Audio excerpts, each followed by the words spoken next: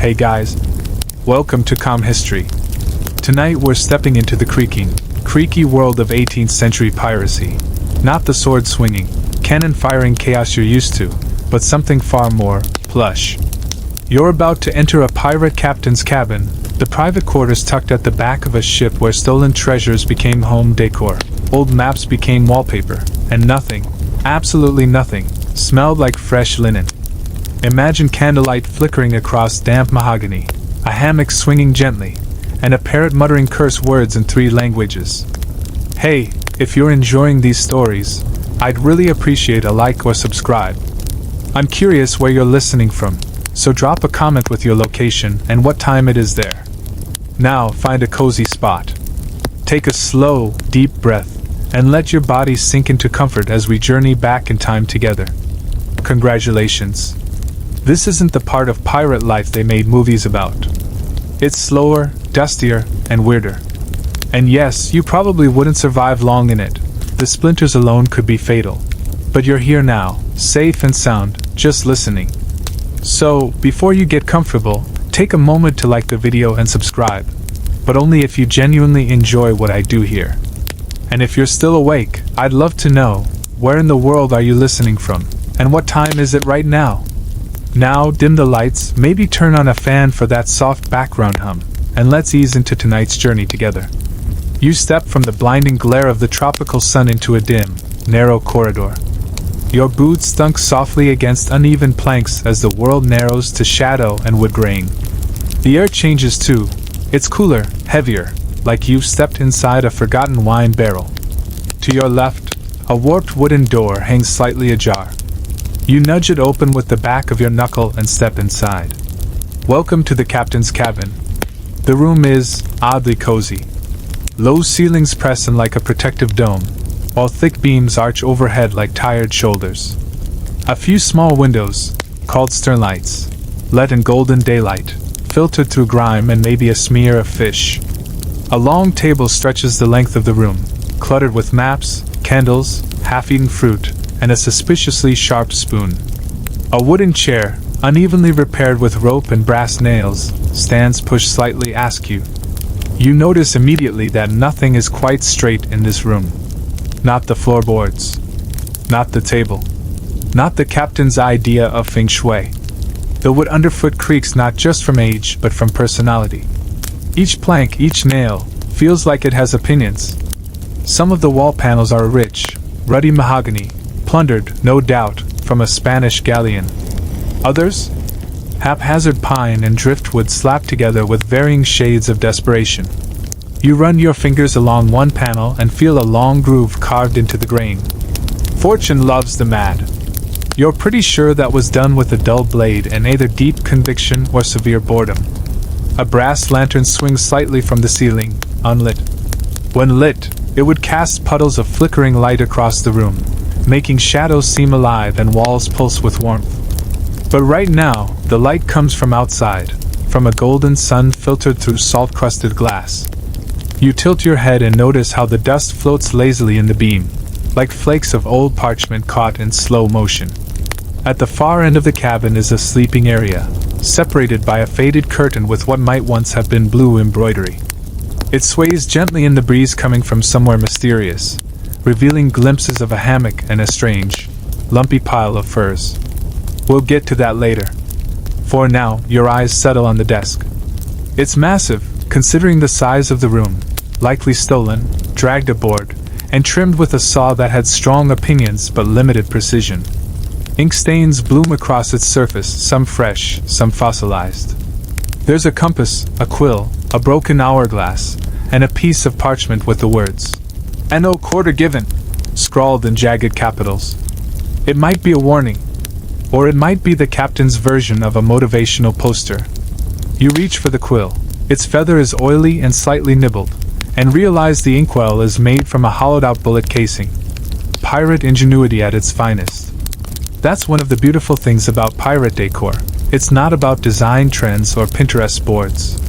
It's about what you can steal, salvage, or sweet talk out of a dying merchant in exchange for a barrel of citrus.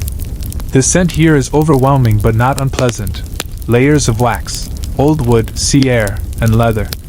Beneath that, a whiff of gunpowder and pipe smoke. You imagine the captain sitting here, hunched over a chart, tracing imaginary coastlines with tar-stained fingers, while muttering about wind direction and which rival ship deserves to be scuttled next. Behind the desk is a small built-in shelf, surprisingly delicate. It holds trinkets you weren't expecting: a porcelain teacup with a crack through its lip, a figurine of Neptune, and a brass astrolabe with teeth marks on it. Historians still argue whether pirates used astrolabes with any actual accuracy or just like the way they look dangling from a chain. Above the shelf, nailed into the wall with more enthusiasm than craftsmanship, is a small framed painting. At first, it looks like a religious icon, a saint holding a book. But when you squint, you notice someone's painted over the book with a tankard of ale and added a twinkle to the saint's eye. A prank? A protest? Or just the captain's idea of good taste? As you slowly turn in place, your eyes adjust further. The corners of the room recede into shadow, revealing more bundled netting, coils of rope, and what might be a decorative ship's wool hanging above the door. It doesn't steer anything. It just hangs, proudly, slightly tilted, maybe symbolic. Near your elbow is a crate being used as a side table. On it, a half-melted candle stub, a pile of glass beads, and a single shoe that doesn't match the boot you saw earlier in the hallway. Pirates weren't exactly known for their organizational skills. You sit carefully on the edge of the bed. Wait, no. That's not a bed. That's a storage trunk with a blanket thrown over it. Bold. Practical. Unforgiving on the spine. The cabin creaks as the ship rocks gently beneath you. Everything shifts half an inch, then settles again, like the room is breathing. And then, softly, you hear it, a faint squawk. From somewhere deeper in the ship, or maybe from the curtain-shrouded bed. A parrot? Possibly. A crew member? Also possible. We'll find out soon enough. But for now, you're here. Inside the beating heart of a pirate captain's personal sanctuary. It's not grand. It's not clean. But it's undeniably alive. You stand there a moment longer, letting your eyes and nose adjust to the layered history embedded in the captain's quarters. It's a room held together with splinters, secrets, and the occasional gob of wax. And now the scent, oh, the scent, climbs fully into your awareness. At first, it's just wood. That damp, salty, slightly rotting aroma that comes from decades of sea air gnawing on timber. Then there's the tang of tar, thick, sticky pine pitch used to seal cracks and make ropes last longer. It mingles with the smell of damp canvas, candle smoke, and the faintest undercurrent of mildew hiding in corners no mop has visited in months, if ever. But it's not all bad. There's something warm here too, the rich, spiced aroma of tobacco smoked from a hand-carved pipe, the buttery note of aged rum spilled, repeatedly, into the floorboards. Even the trace of oranges, long gone but remembered in the sweetness of lingering peels that once fought off scurvy with stubborn optimism. And yes, somewhere beneath it all, there's a sock. A single, ancient sock, tucked between the floorboards or maybe just forgotten behind a chest. You don't see it. But you smell it. It is present. You take another step forward and the scent shifts again. Now it's leather, rich, cracked, and well-oiled. A captain's coat, perhaps, or boots that have never known dry land. Leather here carries the stories of its wearers, soaked in brine, scorched by sun, soaked again in something vaguely blood-adjacent. But we're not going there tonight. PG-13, remember? Historians still argue whether pirate captains truly cared about personal scent, or if they simply gave up and embraced the aroma of chaos. Some letters suggest that officers preferred to scent their cabins with herbs or citrus peel. Others insist the only fragrance pirates knew was desperation, sweat, and the subtle bouquet of someone who's been wearing the same sash since Barbados. You step closer to a corner shelf near the stern window, if you can call it a window. Really, it's a hole with aspirations. The glass is wavy and bubbled, held in place by rusted nails and blind hope. On the shelf sits a small dish, cracked but polished, filled with something that looks suspiciously like dried lavender. Lavender? You lean in. Yep. Lavender. This is where it gets quirky. It wasn't unheard of for pirates, especially the more theatrical ones, to steal luxury goods they didn't entirely understand. A jar of preserved lemons might end up as paperweights. A chunk of sandalwood might get burned just for fun. And dried herbs? Excellent for tossing in footlockers to ward off the worst smells. Or used as décor, a generous term here, like calling a feral goat a minimalist house guest.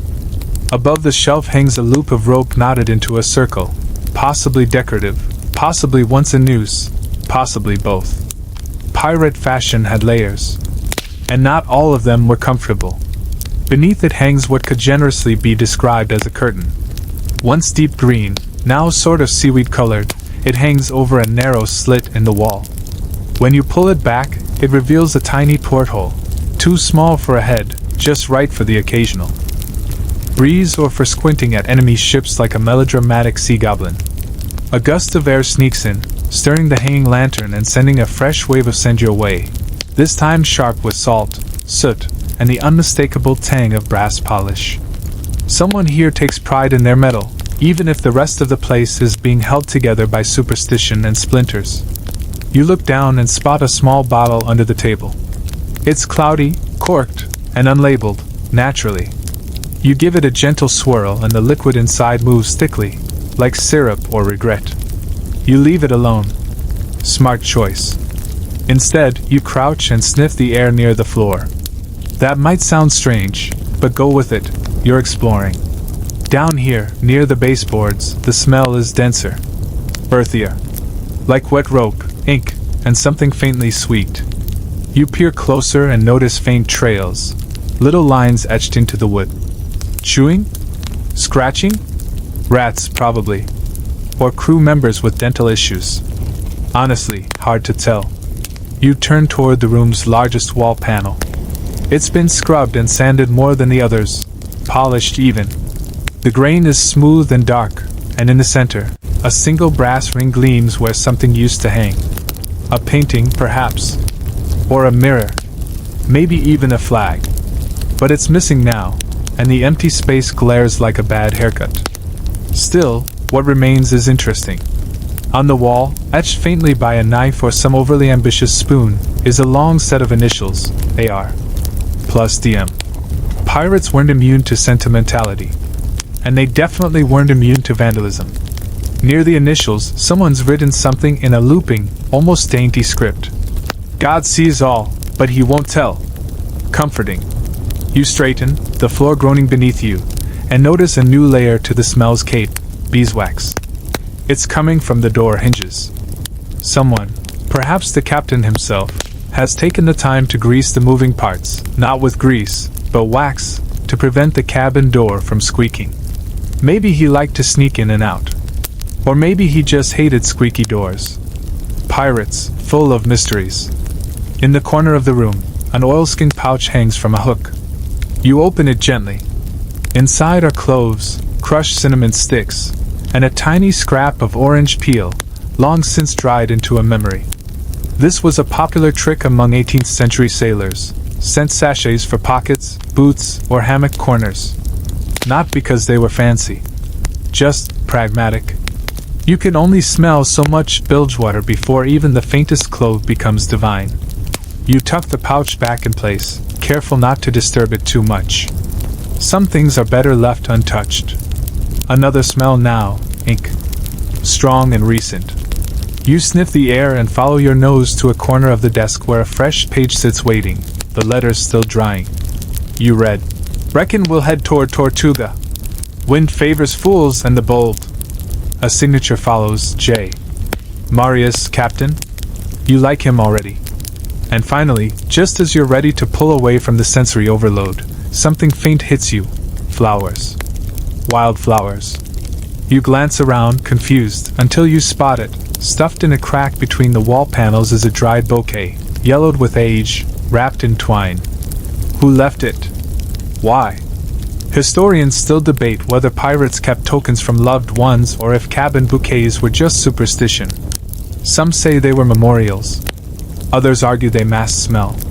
One rogue theory insists they were left behind by lovers, hiding aboard ships disguised as cabin boys. Honestly, all of the above feels possible. You don't touch the flowers. You just stand there, breathing in the final layer of this odd little perfume bottle of a room. The candle flickers. The hammock sways. And the cabin exhales again, warm with secrets and stolen scent. Your hand drifts to the nearest wall, fingers brushing along the panels now fully visible in the filtered afternoon light. The texture is uneven, some planks smooth and oiled, others splintered with age and neglect. This cabin is a scrapbook of stolen lumber. A patchwork of shipwrecks and ship raids, each board probably pried from a different vessel. You wouldn't be surprised if at least one had come from a church pew. Or a coffin lid. Mahogany dominates the bulkhead behind the desk, rich, reddish, and veined like muscle. Likely salvaged from a Spanish treasure ship, if the grain and polish are any indication. You can still see the faint outline of a former carving, a crest, maybe, sounded halfway into anonymity. Pirate captains weren't exactly sentimental about royal emblems. But the adjoining wall? It's pine. Knotted, pale, unfinished. You tap a knuckle against it and hear the hollow echo of a secret compartment, maybe. Or maybe the ship just moans at odd hours like your old apartment heater. Lower down, the panels change again, dark oak, water-swollen and bulging near the floor. It was probably part of another ship's railing once. Now it forms a lopsided baseboard, scarred with gouges that could be sword marks. Or just the aftermath of one too many angry furniture rearrangements. Historians still debate how much effort pirate captains actually put into decorating their cabins. Some claim they used whatever materials were at hand, cobbling together interiors like over-caffeinated squirrels. Others argue that a well-appointed cabin was a display of dominance, designed to impress, or intimidate, visitors. Like saying, "Yes, I do own velvet drapes, and yes, I might stab you with that letter opener." As you trace a finger along one seam in the paneling, you spot something curious, a tiny brass hinge, half hidden by shadow. Intrigued, you press lightly. A panel shifts with a soft click, revealing a shallow recess barely wider than a dagger blade. Inside, a folded handkerchief, crisp with age, embroidered with the initials LS. You gently refold it and slip it back.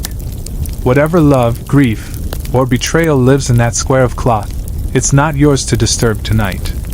You move again, now inspecting the seams where ceiling meets wall. A thin border of molding runs around the perimeter, and tucked inside it, wedge-like secret graffiti, you find a series of carvings. Most are rough initials or tally marks. One shows a tiny, perfect anchor. Another? A very crude fish with an unfortunate grin. But then you find the real treasure, a date. April 3rd, 1713. Carved in neat, sharp script. A storm? A battle? A romance? Historians can't agree. The ship's log from that year went missing, allegedly thrown overboard during a customs inspection. As the ship creaks beneath your feet, your gaze travels upward. The walls, though mismatched, are surprisingly clean, not in a modern, scrubbed sense, but in the sense that someone cared enough to wipe off the larger stains. Dried rum, old ink, a bit of blood perhaps, polished into invisibility by years of use. Or shame. Just above the porthole, you notice a patch of wall that's slightly darker than the rest. Closer inspection reveals that a painting once hung there, its absence still outlined in dust. Below it, carved into the wood in careful, looping cursive, are the words, "To drift is not to be lost." Nice. Philosophical. Potentially stolen from a pamphlet on spiritual enlightenment, or a barroom wall in Port-au-Prince. On the wall opposite the desk is a full-length timber post, part of the ship's structural support. But pirates being pirates, someone's hammered a few iron hooks into it. From them hang a tattered coat, a tri-corner hat, and what looks to be a string of dried chilies. You reach out and brush one gently. It flakes into crimson dust. Why chilies? For flavor? For flair? Possibly as pest repellents, though judging by the scratch marks in the paneling, the local rodents didn't take the hint. And then your fingers close around something unexpected, just behind the coat, tucked in the crook of the post, is a carved wooden bird. A sparrow.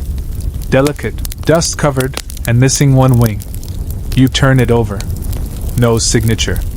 Just a small notch where the missing wing once fit. It's beautiful in the way forgotten things often are. You place it back and look again at the cabin's patchwork walls. None of this was built for beauty. It was built for survival, then stitched together with personality, pride, and maybe just a splash of passive-aggressive drama. The room is an autobiography written in planks and polish.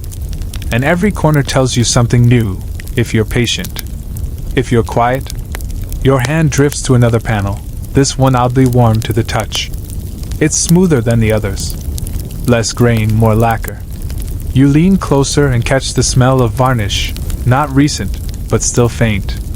This one was sealed. Protected. Maybe a favorite panel? A hidden compartment? You knock. Hollow. Just as you're about to explore further, the ship creaks again, this time sharper. The whole room seems to shudder for a moment, as if rolling over in its sleep. Dust falls from the ceiling like a shrug. You step back, letting the moment settle. And now, with the light fading outside, the walls begin to glow. Not literally, of course, but in that way certain woods do, reflecting sunset with a deep, sleepy warmth. The mahogany hums red. The pine becomes gold. The oak just darkens, hunkering down for the night. You settle against the desk, taking one last slow look at the mismatched, glorious mess of the room. The walls here aren't straight. They're not level. But they've held up through storms and sword fights and hangovers and heartbreaks. They've heard secrets and oaths and lies whispered too close to candlelight. And now they hear your breathing. The ship exhales. The walls seem to lean in. And you begin to feel at home. Hey guys. How's your day going? If it's been a great one, drop a number 1 in the comments to spread some positive energy. And if things haven't felt quite right, drop a number 2, because you're not alone. I'm here with you, walking this journey together, so that each moment ahead feels a little lighter, a little more peaceful. You shift your weight ever so slightly, and the uneven plank beneath your boot creaks in protest, as if the cabin itself is whispering, "That's not where the captain stands." So, naturally, you move again, this time settling in front of the wide, scarred desk. But your eyes have already drifted elsewhere, to a chair. No, not just any chair.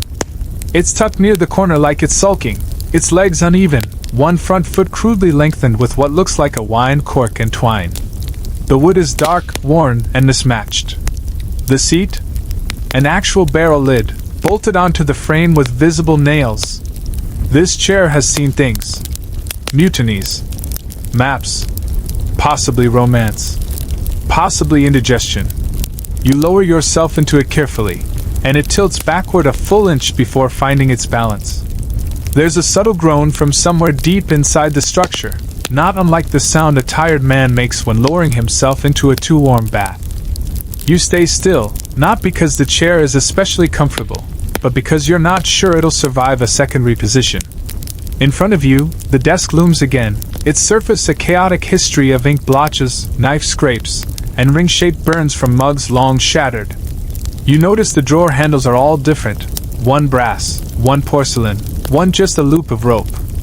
And here lies the charm. Pirate furniture wasn't about matching sets. It was about, does it work, and can I steal it?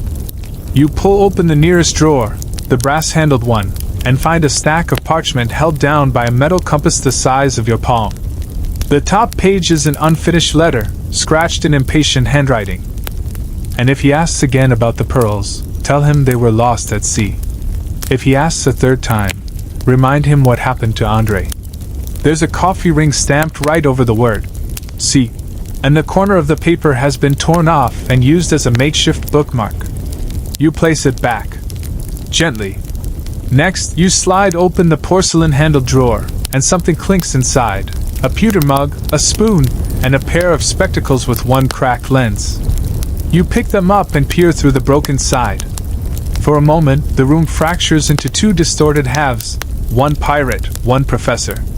Historians still argue whether pirate captains valued books and maps more than rum. But any captain worth his salt, literally, needed furniture that could do both, command strategy and hold a bottle. And now your eyes drift to the final drawer, the rope-looped one. It resists at first, the fibers catching in the groove. You tug. It releases with a snap and slides open to reveal a dagger, wrapped in lace. That's right. Black lace. Hand-stitched. Faintly perfumed. You blink at it. Was it a gift? A warning? A trophy? The answer's unclear. But one thing's for sure. Whoever owned this dagger didn't mind mixing sharp steel with soft sentiment. You run your finger along the lace edge and get the tiniest prick from the blade tip. Yep. Still sharp. You place it back, carefully, and close the drawer with the quiet respect one might reserve for an ex-lover's memory box. Now you turn your attention to the furniture beyond the desk. There's a small cabinet in the corner, one leg visibly shorter than the others, causing it to lean slightly like it's trying to eavesdrop. The door is held shut by a bent spoon-turn latch. You unlatch it, and inside you find a chaotic pile, 3 candle stubs, a half-full bottle of what might be whale oil, and a tiny wooden box sealed with wax. The box rattles. You don't open it. Instead, your fingers trace the shelf's interior, where someone has carved a message in tiny, determined letters. This ship owes me 5 teeth. Tim. You nod solemnly. We've all had roommates like Tim. Next to the cabinet is a narrow bench with a cushion so threadbare it's essentially decorative sadness. You sit on it anyway. The bench groans like it's trying to hold in a secret. From this lower vantage point, you get a better look at the furniture legs, carved, turned, or just hacked together from spare bits of mast and barrel. One of them, the table leg closest to your knee, has a name burned into it. Santiago. Was it the name of a crewman? A lost ship? Or the unfortunate craftsman who got tired of no one appreciating his work? You may never know. But you whisper it anyway, like a password only the room remembers. Then you notice the captain's trunk. It's pushed halfway under the hammock, squat and square and bolted like a treasure chest. The lock is rusted but hanging open. Pirates weren't great with consistent security, mostly because anyone who opened a captain's trunk without permission didn't remain ambulatory for long. You open it. Inside? Layers. The topmost layer, clothes. Not folded, just crumpled with purpose. A crimson waistcoat with gold buttons. A pair of boots, well-worn and reeking of salt. A scarf with a suspicious red stain. Jam? Hopefully jam. And beneath it all, a book bound in cracked leather. You lift it. It smells like tobacco and damp regret. Opening the first few pages reveals a diary, or something like it. Pages filled with looping script, weather updates, half-finished poems, and drawings of ships that range from elegant to hilariously bad. On one page, a stick figure duel is labeled me and that coward from Tortuga. You flip a few more pages and land on a sketch of a chair. This chair. Next to it, a note. Fixed again. One more cork and she's a stool. You smile. Then close the book. The furniture in this room isn't just practical. It's personal. It's a silent companion to long nights at sea and longer stretches between ports. Everything here tells a story, even the scratches on the floor, like old scars in familiar places. And just as you start to rise from the bench, your palm lands on something round. It's tucked beneath the cushion. You pull it free. A small brass key. You hold it up to the light, and it winks at you, quiet, heavy, and holding a promise. Somewhere in this cabin, something is still locked. You turn the small brass key over in your hand. It's warm now from your touch, just enough to feel like it's yours, even though it's absolutely not. The shape is simple, a rounded bow, a short shaft, and 2 jagged teeth, one slightly bent as if it had been jammed into a reluctant lock once too often. You weigh it, flick it once with your nail, it makes a soft ting, and then you look around. The trunk's lock is too large. The cabinet's latch was just a spoon. That leaves one likely candidate, the hammock. That canvas sling you noticed earlier? It's not just for sleeping. Not here. You walk to it now, stepping around a loose floorboard that makes an unsettling thud if you press too hard, and push aside the faded curtain that tries, and fails, to offer privacy. The hammock hangs low, strung between two iron hooks set into opposing beams. The fabric is thick and sun-bleached, riddled with repairs, patches from old sails, bits of clothing, even what looks like a child's apron sewn across a tear. This is no ordinary sleep sack. This is pirate upholstery at its finest. You reach under the hammock slowly, your hand brushing against something rough and square. There's a box. Not big. Not fancy. Just wood painted black, with iron bands reinforcing the corners. And there it is, the keyhole. Small. Brass. Just like the key in your hand. You hesitate. Not because you're scared, but because opening secret compartments in pirate ships is statistically unwise. But what's life without a little irrational decision-making? You slide the key in. It fits with a soft click, and when you turn it, the lock turns smoothly. Too smoothly. Someone oiled this recently. Inside the box, layers again. Because pirates never kept anything simple. The top layer is fabric. A linen cloth, thin, striped in a way that suggests it once covered bread or wrapped around someone's head during a hangover. You lift it gently and find journals. 3 of them. Each bound in different leather. One cracked brown, one dark green, and one dyed a startling, almost defiant blue. You pick the brown one first. It smells like pipe smoke and pepper. The handwriting is tiny and exacting, full of nautical terms and coordinates. A ship's log, most likely. Pages filled with wind directions, cargo inventories, sightings of merchant vessels, and a lot of commentary on a certain Sebastian, whose navigation skills are, according to the margins, deeply optimistic at best. You flip to a dog-eared page. April 9th, sees sloop near St. Kitts. Took 6 crates of Madeira wine and 1 grandfather clock. Captain insists on keeping the clock. Where he'll put it, I've no idea. You glance around instinctively. No clock in sight. Probably overboard now, or gifted to some very confused barkeep. Next, the green journal. This one is a mess. Spilled ink, smudged entries, entire pages torn out. But the entries that remain are poetic, reflective. Saw her again. Same eyes. Same curse. I fear the sea more when she stares like that. You pause. Who's she? You don't find out.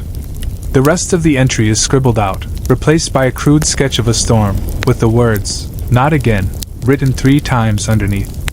Then comes the blue journal. This one's in a different hand, loopier, more confident. The entries aren't dated. They're titled, "Things I Have Stolen and Why I Regret Them." Women Who've Thrown Things at Me, a running list. Rum recipes that didn't kill anyone. Cabin decorating tips they won't teach you in the Navy. You flip to that last one, and it reads, "Hang weapons where you can reach them drunk. Hide gold where you won't look sober. Curtains are not just for drama. They stop the crew from seeing you cry. A mirror, if you must have one, should never face the door. Always keep one rug ugly enough to blame for the smell." You smile, then tuck the books back in the box. There's more beneath them. A pouch, velvet stained, drawstring frayed. Inside? Buttons. Just buttons. Dozens of them. Brass, bone, pearl, and one shaped like a tiny fish. A collection, maybe? Or souvenirs. Historians still argue about whether pirates used buttons as currency or trophies, or simply collected them like magpies. And beneath the pouch? A tin box with a painted lid, roses, surprisingly delicate. Inside, letters.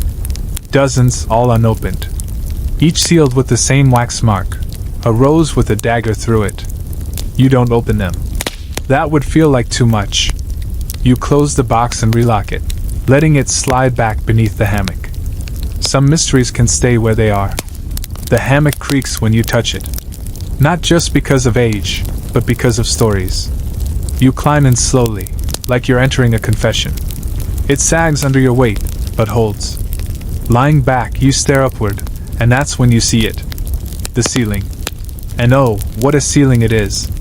Someone has painted it, not recently, but with love. Tiny stars dot the planks above your head. Constellations. Some recognizable. Orion, the Big Dipper. Others? Entirely made up. You read the names written in neat script under the imaginary ones. The Goat of Luck. Widow's Net. St. Marlowe's Knee. The Captain's Smile, which, oddly, is shaped like a ship in flames. The paint is chipping in places, the wood warped in others, but the sky remains intact. A private heaven for a captain who spent his nights swinging below the stars, rocking with the rhythm of the ocean. The hammock sways gently. You hear a creak, far off, somewhere on the ship. A gull calls. The room shifts with the tide. You close your eyes. For just a moment. And then you remember. That key is still in your pocket. You keep the key in your pocket, not because you're planning anything, but because it feels like a promise now. A whisper of a door you haven't found yet. As the hammock rocks beneath you, your eyes slowly adjust to the darkened room. The daylight has dipped behind clouds, or maybe it's just slipping into evening, and the corners of the captain's cabin grow longer, softer. Shadows drape themselves over objects like velvet shawls. And now the ceiling feels like night sky in truth. You sit up carefully, hammock swaying beneath you like a small boat of canvas and creaking rope. Your bare feet hit the floor with a muted thud, and the ship beneath you answers with its own sleepy groan. You turn your head toward the ceiling again. Now that you're not staring straight up, you can see it more clearly. It's not just stars. Soot streaks the beams overhead, like little storms left behind by 1,000 tallow candles. The ceiling is uneven in color, a watercolor of dark smoke clouds, heat stains, and faint fingerprints. Some places are charred from too many nights of reading with a flame too close to the wood. Others have the faint black rings of pipes held aloft by distracted thinkers. The primary source of all this atmospheric grime hangs just above the desk, a lantern, copper-framed, with little swirls of darkened glass. It's empty now, but you know it's sent by heart already, burned oil and stubborn wax. There's also a candle on the far corner of the desk. It leans slightly, like it's lost faith in gravity. The wax has spilled down its side and formed a crusty skirt over the holder, an upturned goblet, because of course it is. You pick it up, give it a sniff. It smells of tallow and a hint of clove? Someone once tried to be fancy. Historians still argue about the use of perfumed candles aboard pirate ships. Some believe they were a sign of luxury, frivolous, decadent, and totally unnecessary. Others claim pirates used anything they could get their hands on, even church candles, which often carried faint floral scents from added beeswax. You touch a soot stain with your finger and come away with a soft gray smudge. You rub it between your fingers. It feels like dust soaked in old secrets. To your left, you notice something curious tucked into the beams of the ceiling. A coin, wedged into the wood grain, almost hidden. You stand on tiptoe and nudge it free. It falls into your palm with the soft clink of very old metal. It's a Spanish real, blackened with age, one side so worn you can barely make out the crown. The other side? Scratched into it is a tiny star, hand-done, possibly with a nail. A personal marker. Maybe it belonged to the captain. Or maybe it was a crew member's lucky coin, placed there for safekeeping in the spot above where he slept. Either way, it was meant to stay hidden. You slide it back into the gap, letting it rest where it's probably slept for decades. The ceiling tells stories. You just have to squint a little. There's something else up there, too, along the main beam that stretches the length of the cabin. Burn marks. Intentional ones. Short, neat lines. Tally marks. You count them. 12 clusters. Each with 5 lines. One by itself. 61. What do they count? Voyages? Kills? Days since a mutiny? You reach up and touch the last mark, the solitary line hanging out at the end like it missed its own group. It feels deeper than the others, carved with more pressure. Fresh? Not quite. But newer, yes.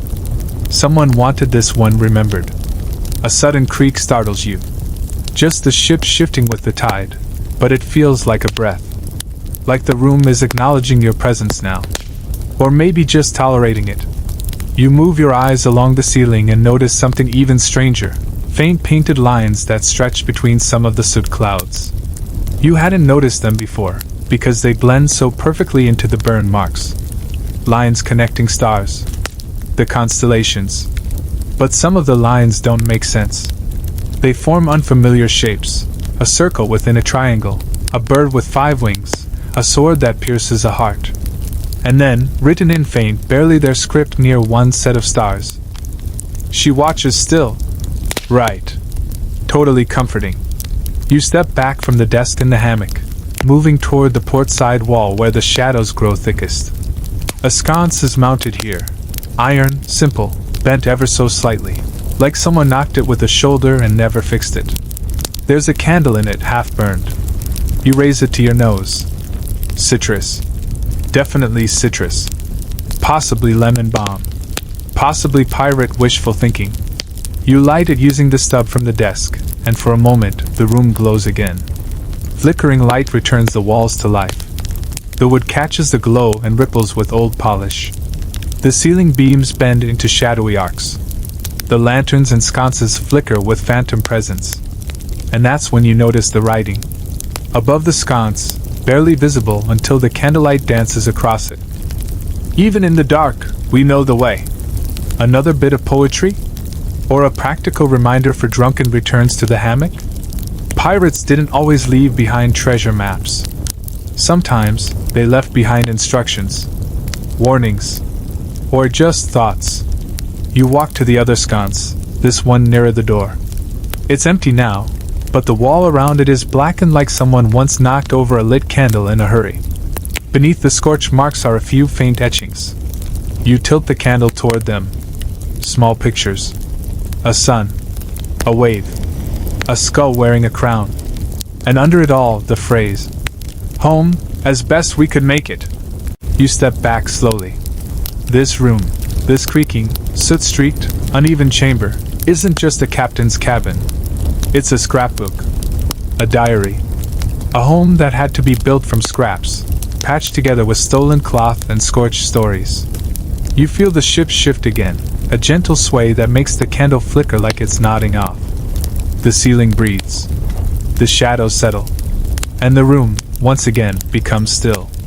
You let the candle burn low in your hand as you turn away from the ceiling's strange constellations. Now, with your eyes drawn back down to the desk, you notice something that hadn't caught your attention before. Unfurled across the desk center like a forgotten prophecy is a map. A big one. Edges curled, corners pinned down by a flintlock pistol, an empty rum bottle, and a heavy brass candlestick with wax hardened like old lava. It's not a decorative piece. It's worn, smudged, creased with use. The paper is soft as fabric in places. Ink has bled into the fibers, turning some island names into mysterious black clouds. And yet, you can still make out most of it. The Caribbean sprawls before you, angled wrong, twisted ever so slightly, as if the person who drew it had only a general sense of geography and an aggressive confidence. Cuba looks like a soggy boot. Hispaniola has been scribbled over twice, the latest version surrounded by 3 skulls and a drawing of an exclamation point. In the margins, someone's written, "Port Royal still banned," and just below it, "Ask Bartholomew about the oysters." You laugh softly. This is the pirate version of note-taking. Half crisis log, half grocery list. You trace your finger across the map's faded pads, dashed lines meandering from port to port, winding between hazard sketches, sea monsters, whirlpools, ships with angry eyebrows. One island has been outlined in red ink with the words, "NO." Again, circled twice. You make a note not to go there. And then there's the fictional geography. Because yes, even in the 18th century, pirate maps weren't always honest. Historians still argue whether these inaccuracies were due to wishful thinking, poor memory, or intentional deceit. Some maps featured phantom islands, invented harbors, or hidden coves that never existed outside the fevered minds of sea-baked navigators. Case in point, A place labeled New South Whimsy appears dead center of the map. It's shaped like a teacup. You raise an eyebrow. Legend says New South Whimsy was a fabricated island used by a group of clever pirates to throw rival captains off their trail. They mention it loudly at taverns, draw it into maps they accidentally left behind, and even wrote songs about its perfect coconuts. Of course, no such place was ever found. But the lie worked well enough to buy time, and sometimes that's all piracy was, buying time until someone else blinked. You lean in closer and find an ink-smudged compass rose in the bottom corner of the map. But instead of cardinal directions, it's labeled with home, danger, treasure, and probably not worth it. You don't know who drew this thing, but you want to have dinner with them. Beneath the map, the table is riddled with scribbles. Someone carved calculations into the surface. 12 barrels at 15 crew equals 3 days. Next to it, a sketch of a sailing ship with wings. Underneath that, a rough list. Grog. Ink. Nails. Bananas again? Soap optional. Soap. Optional. Of course. You glance to the far edge of the desk and notice a small cylindrical case, sealed with twine and a faded red wax seal that's already cracked. You carefully untie the twine and roll it open. Another chart, this one more specific. A series of tiny islands labeled only with numbers. At the bottom, Captain's personal bearings. Trust no one. Well, that's blunt. You remember the small, cork-handled telescope sitting near the candlestick. You lift it now, sliding it open with a satisfying shhhk. You hold it to your eye and stare through the nearby porthole. All you can see is water, endless and gently churning. But for a moment you wonder, was this how the captain spent quiet nights? Scanning the dark, chart in one hand, pistol in the other, waiting for sails on the horizon? You lower the scope. Set it down. And now your attention drifts to the map's companion pieces, the rolled scrolls bundled with string, tucked into a crate near the bed. Some are nautical charts. Others? Well, you pick one up. It unrolls with a papery sigh. It's a hand-drawn map of a tavern. Seriously. The Leaky Herring is labeled at the top in swooping letters, with notes like, Wench with scar, don't trust, and Table number 4 equals cheats at dice. There's even a hidden passage marked in pencil. Leads to alley or basement, jury's out. You're not sure if this counts as interior decorating, but it absolutely counts as personality. And in a captain's cabin, the two are inseparable.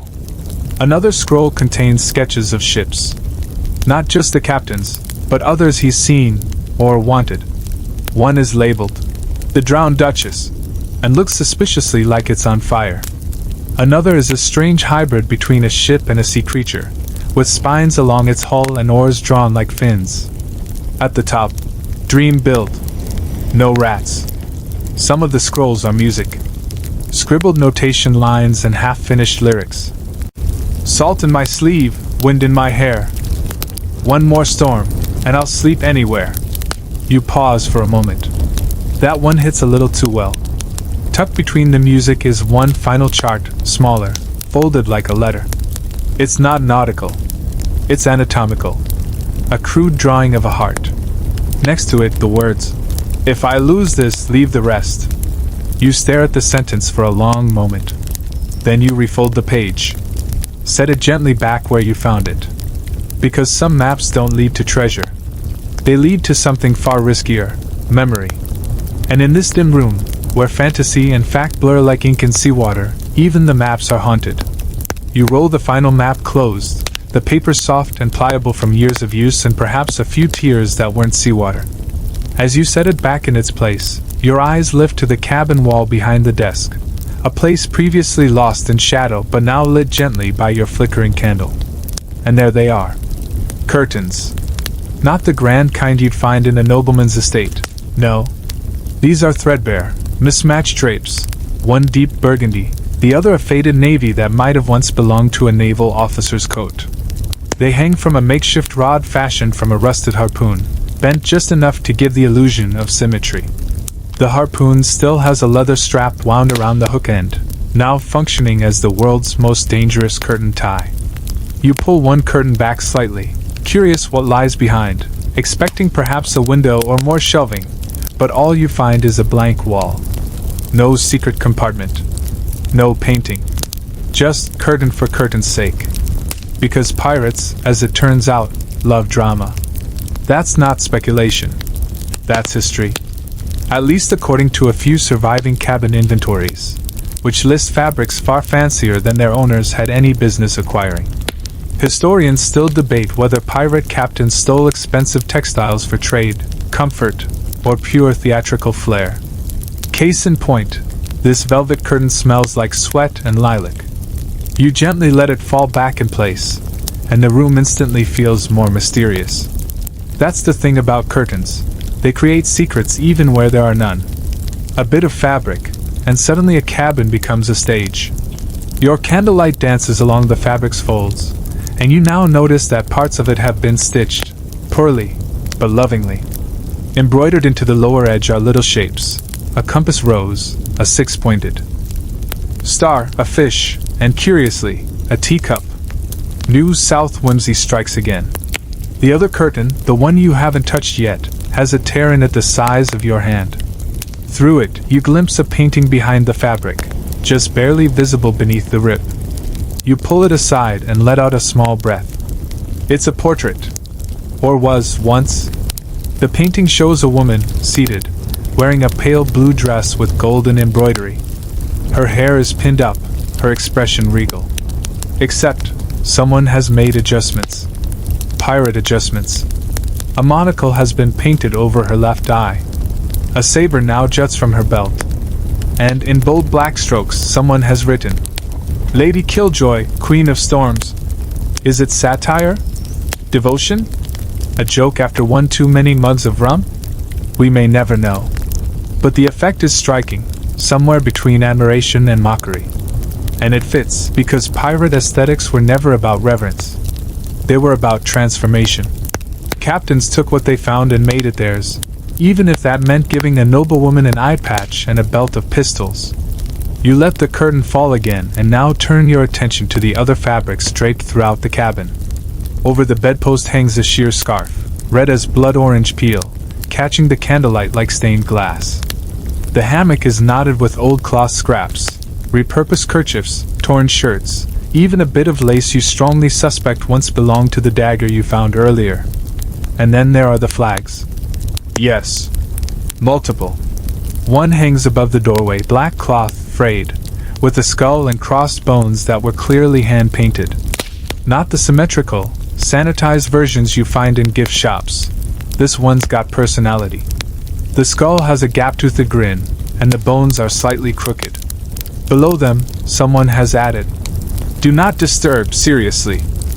To the side, folded in a neat triangle, sits a different flag entirely, white with a crimson heart pierced by a sword. You recognize the symbol.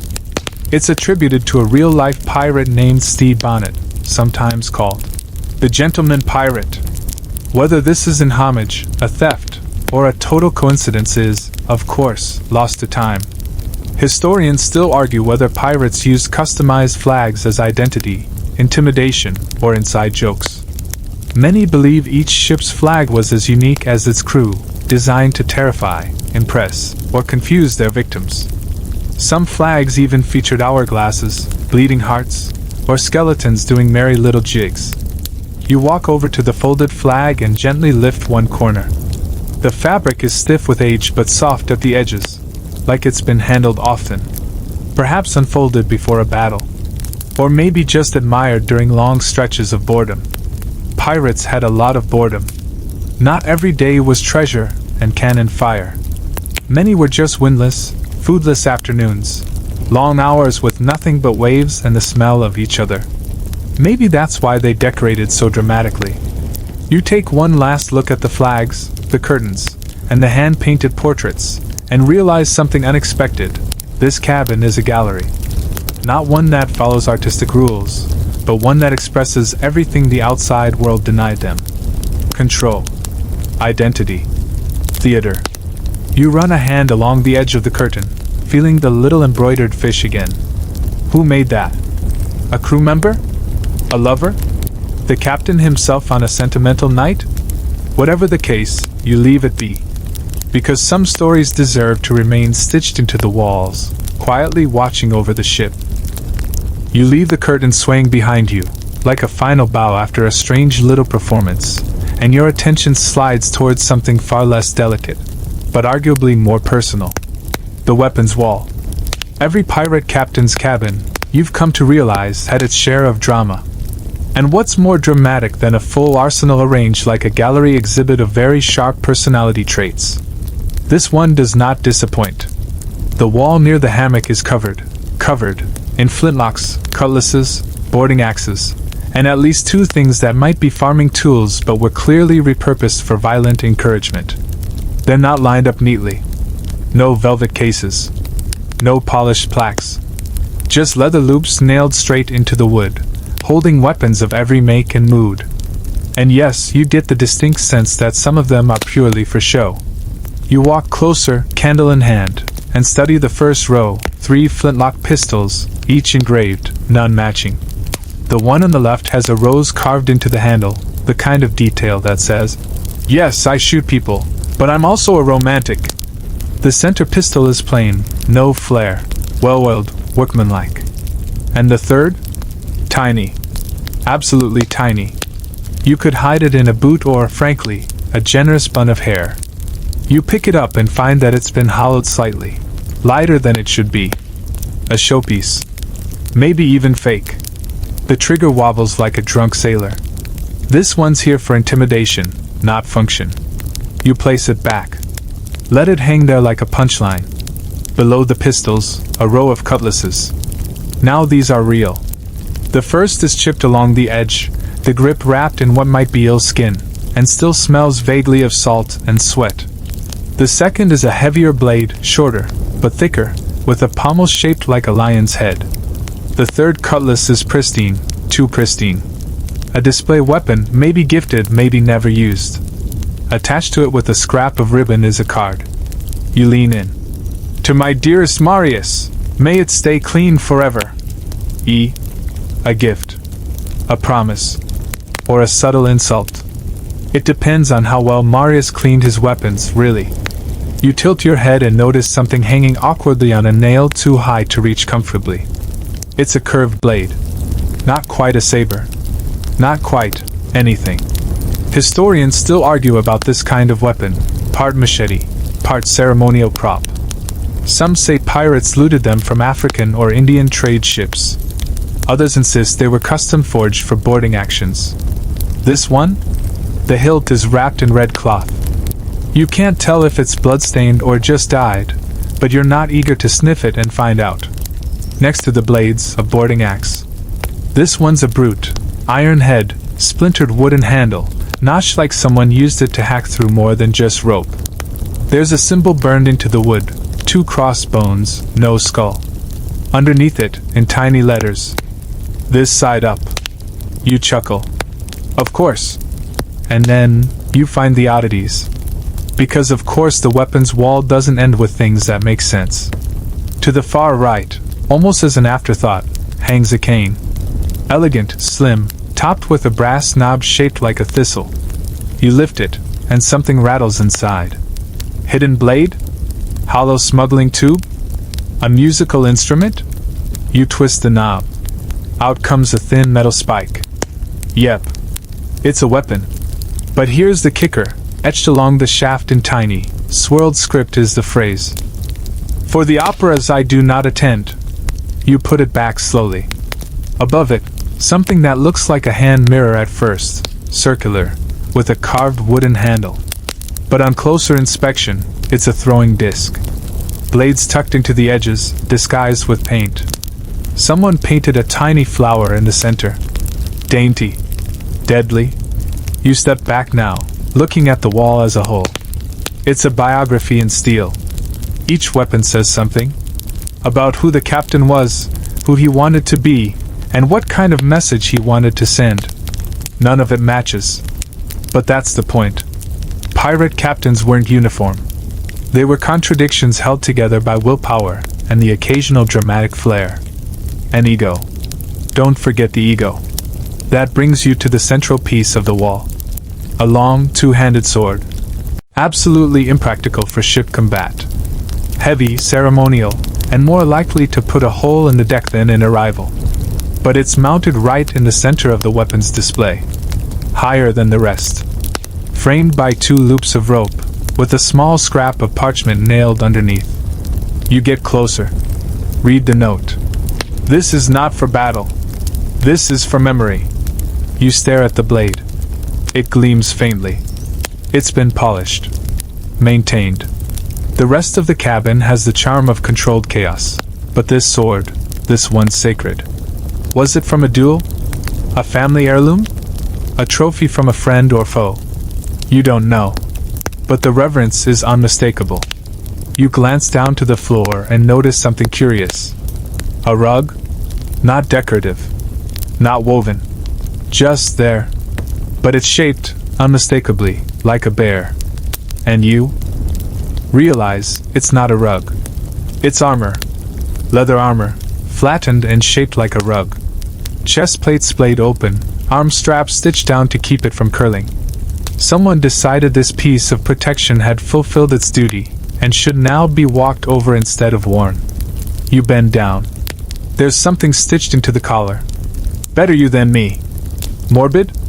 A little. But this is pirate decor, after all. You rise again, candlelight flickering against the wall of iron and brass and bone and wood. The weapons aren't just for killing. They're for remembering. For showing off. For holding on to a piece of a story that's otherwise drifting somewhere out to sea. And you realize, standing there in the dim light, that this isn't just a wall of weapons. It's a gallery of ghosts.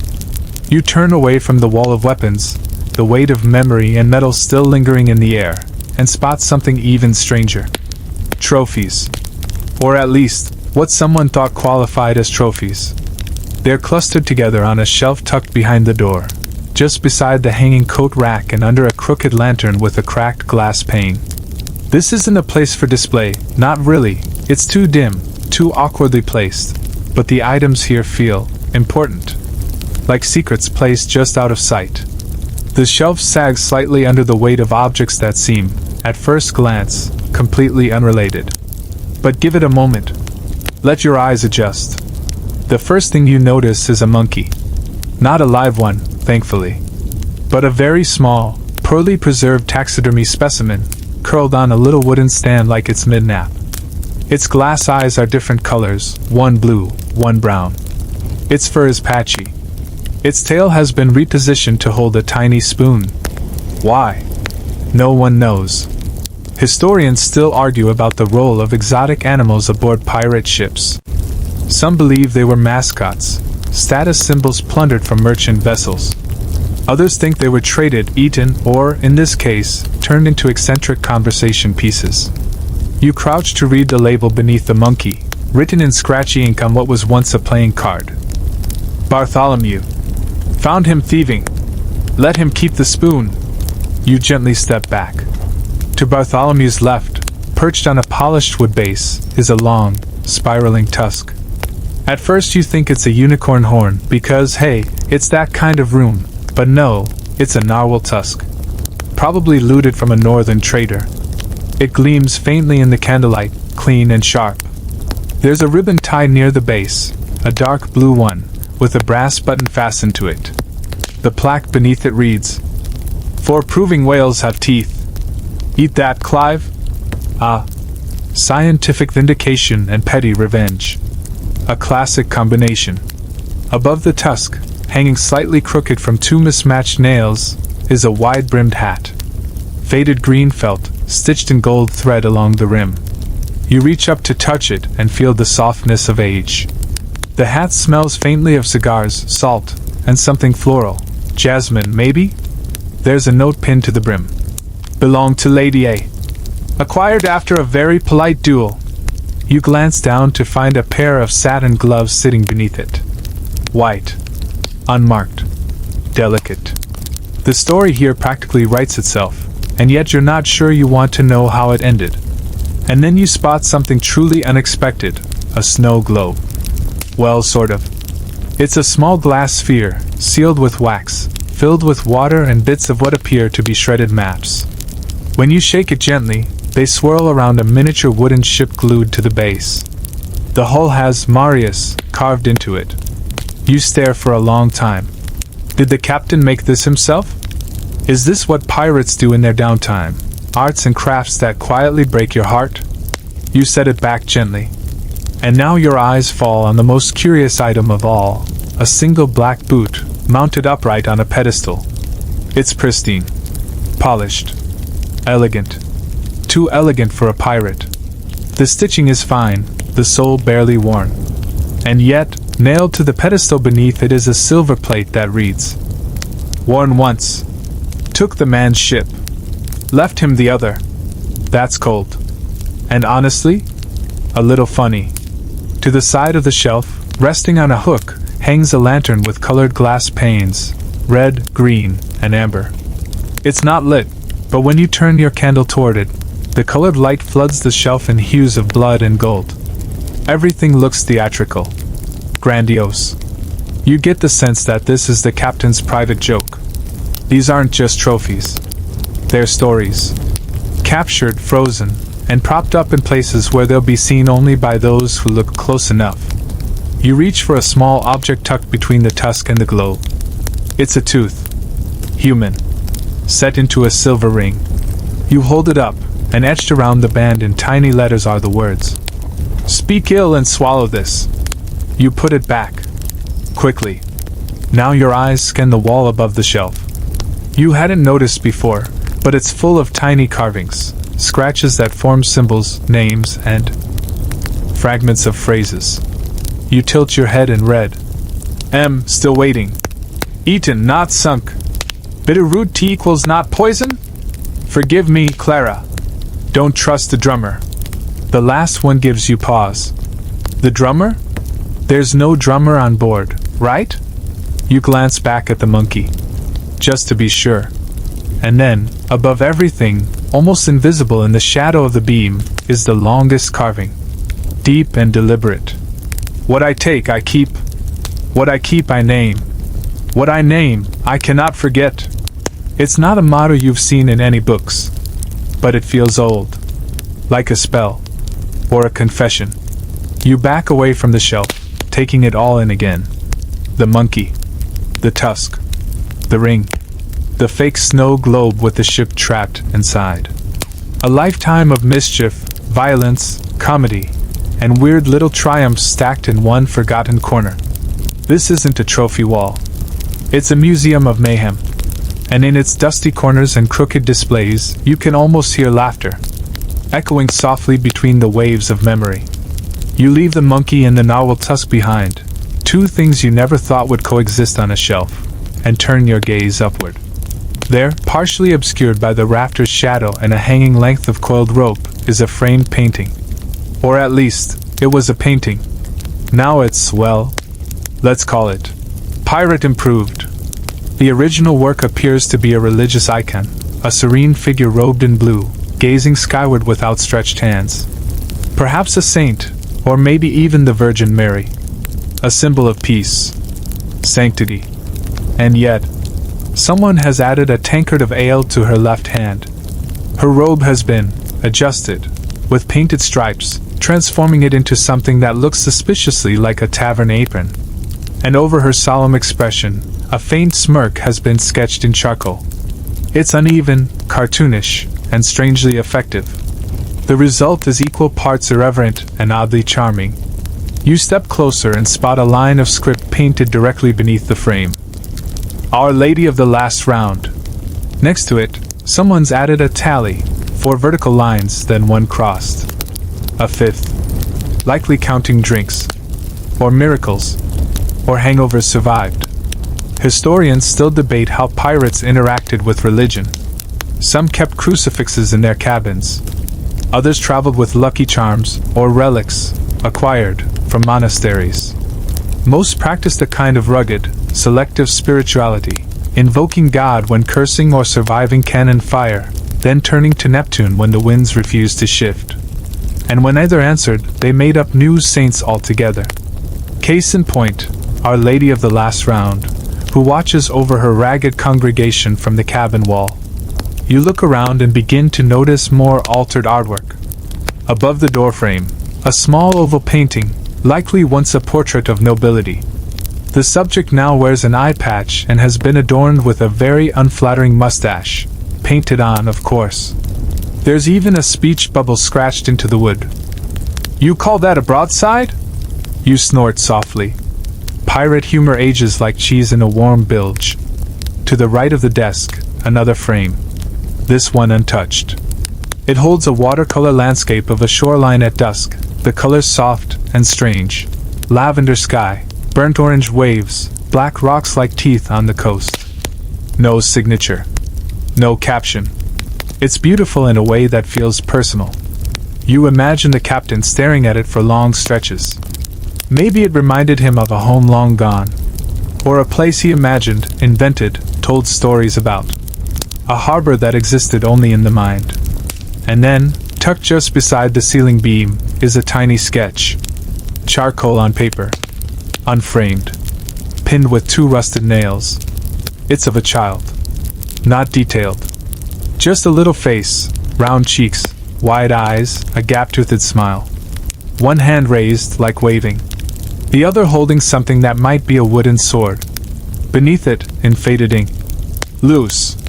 Age 5. Still braver than me. You feel something catch in your throat. You step back slowly. The art in this room isn't random. It's layered like everything else aboard this ship, gritty and tender and absurd. Half of it mocks the world. The other half misses it. Some pieces were looted. Others were born here, sketched in boredom or grief or nostalgia. There's a shelf near the rear of the cabin, low to the floor. On it you find several rolled parchments tied with string. You undo one carefully and unroll it. It's a drawing. Crude. Stick figures. One ship firing cannonballs at another, each labeled US and also US, respectively. The second ship is on fire, and a little arrow points to a figure falling overboard with the word regret. Next to it, another sketch, more refined. A full ship, sails proud, sea curling beneath it.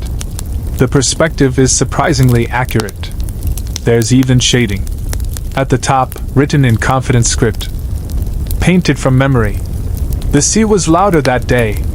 You sit back against the edge of the captain's desk, letting the candlelight flicker across the collection of visual voices in the room. It's not a gallery in the traditional sense. There's no theme. No symmetry. Just one man's life in brushstrokes, charcoal lines, and playful vandalism. And among it all, a sense of something fragile. A wish to remember. Or maybe a wish not to be forgotten. There's a final piece you haven't noticed before. High on the beam above the bed frame, almost lost in shadow, is a long strip of parchment. Unframed. Just tacked in place. You climb carefully, 1 foot onto the edge of a crate, steadying yourself against the beam. The parchment has yellowed, but the ink remains clear. It's a poem. If I wake and the waves are still, count the knives and pay the bill. If I sleep and no wind is near, tie me tight and drown the fear. But if I'm gone and the lamp is low, burn the maps and let me go. It's unsigned. No flourish. No name. Just a poem pinned to the bones of the ship, like an old sea shanty whispered to the wood. You climb down slowly. Return to the floor. Let the silence settle. The art here has teeth, but it also has heart. And in the end, that might be the most dangerous thing in the entire room. The cabin feels quieter now, as if the shadows have drawn closer, listening, curling around the edges of your breath. You stay still for a moment, letting the candlelight bounce off the portrait of Our Lady of the Last Round behind you and flicker faintly against the shelves and beams. And then, just barely, you hear it. A sound. A soft rustle. A scrape. Like feathers shifting against wood. You turn. And there, on the far side of the room, perched with casual menace on the back of a broken chair, is a parrot. One eye glossy black, and deeply unimpressed. Its feathers are patchy, a few bright green, others dull with age and stress. One wing droops slightly, and the tail feathers fan out in a lopsided array like an accidental art project. It does not blink. It does not greet you. It just exists, like something that has always been here. Mine, it says. The voice is gravelly. Human. Female. A voice that's been trained to bark orders, not make polite introductions. Mine, it repeats, a little louder. You raise your hands in mock surrender. Just looking. The bird blinks slowly, then shifts on its perch. You glance behind it, and notice the chair is covered in scratches, some claw marks, others from what might have been a tiny cutlass, if you didn't know better. The back of the chair has the word, vicious, etched into the wood, underlined several times in different handwriting. You take a cautious step forward. The parrot glares. Then, with an unceremonious flutter, it hops down, not onto the floor, but onto a small wooden perch tucked into the corner.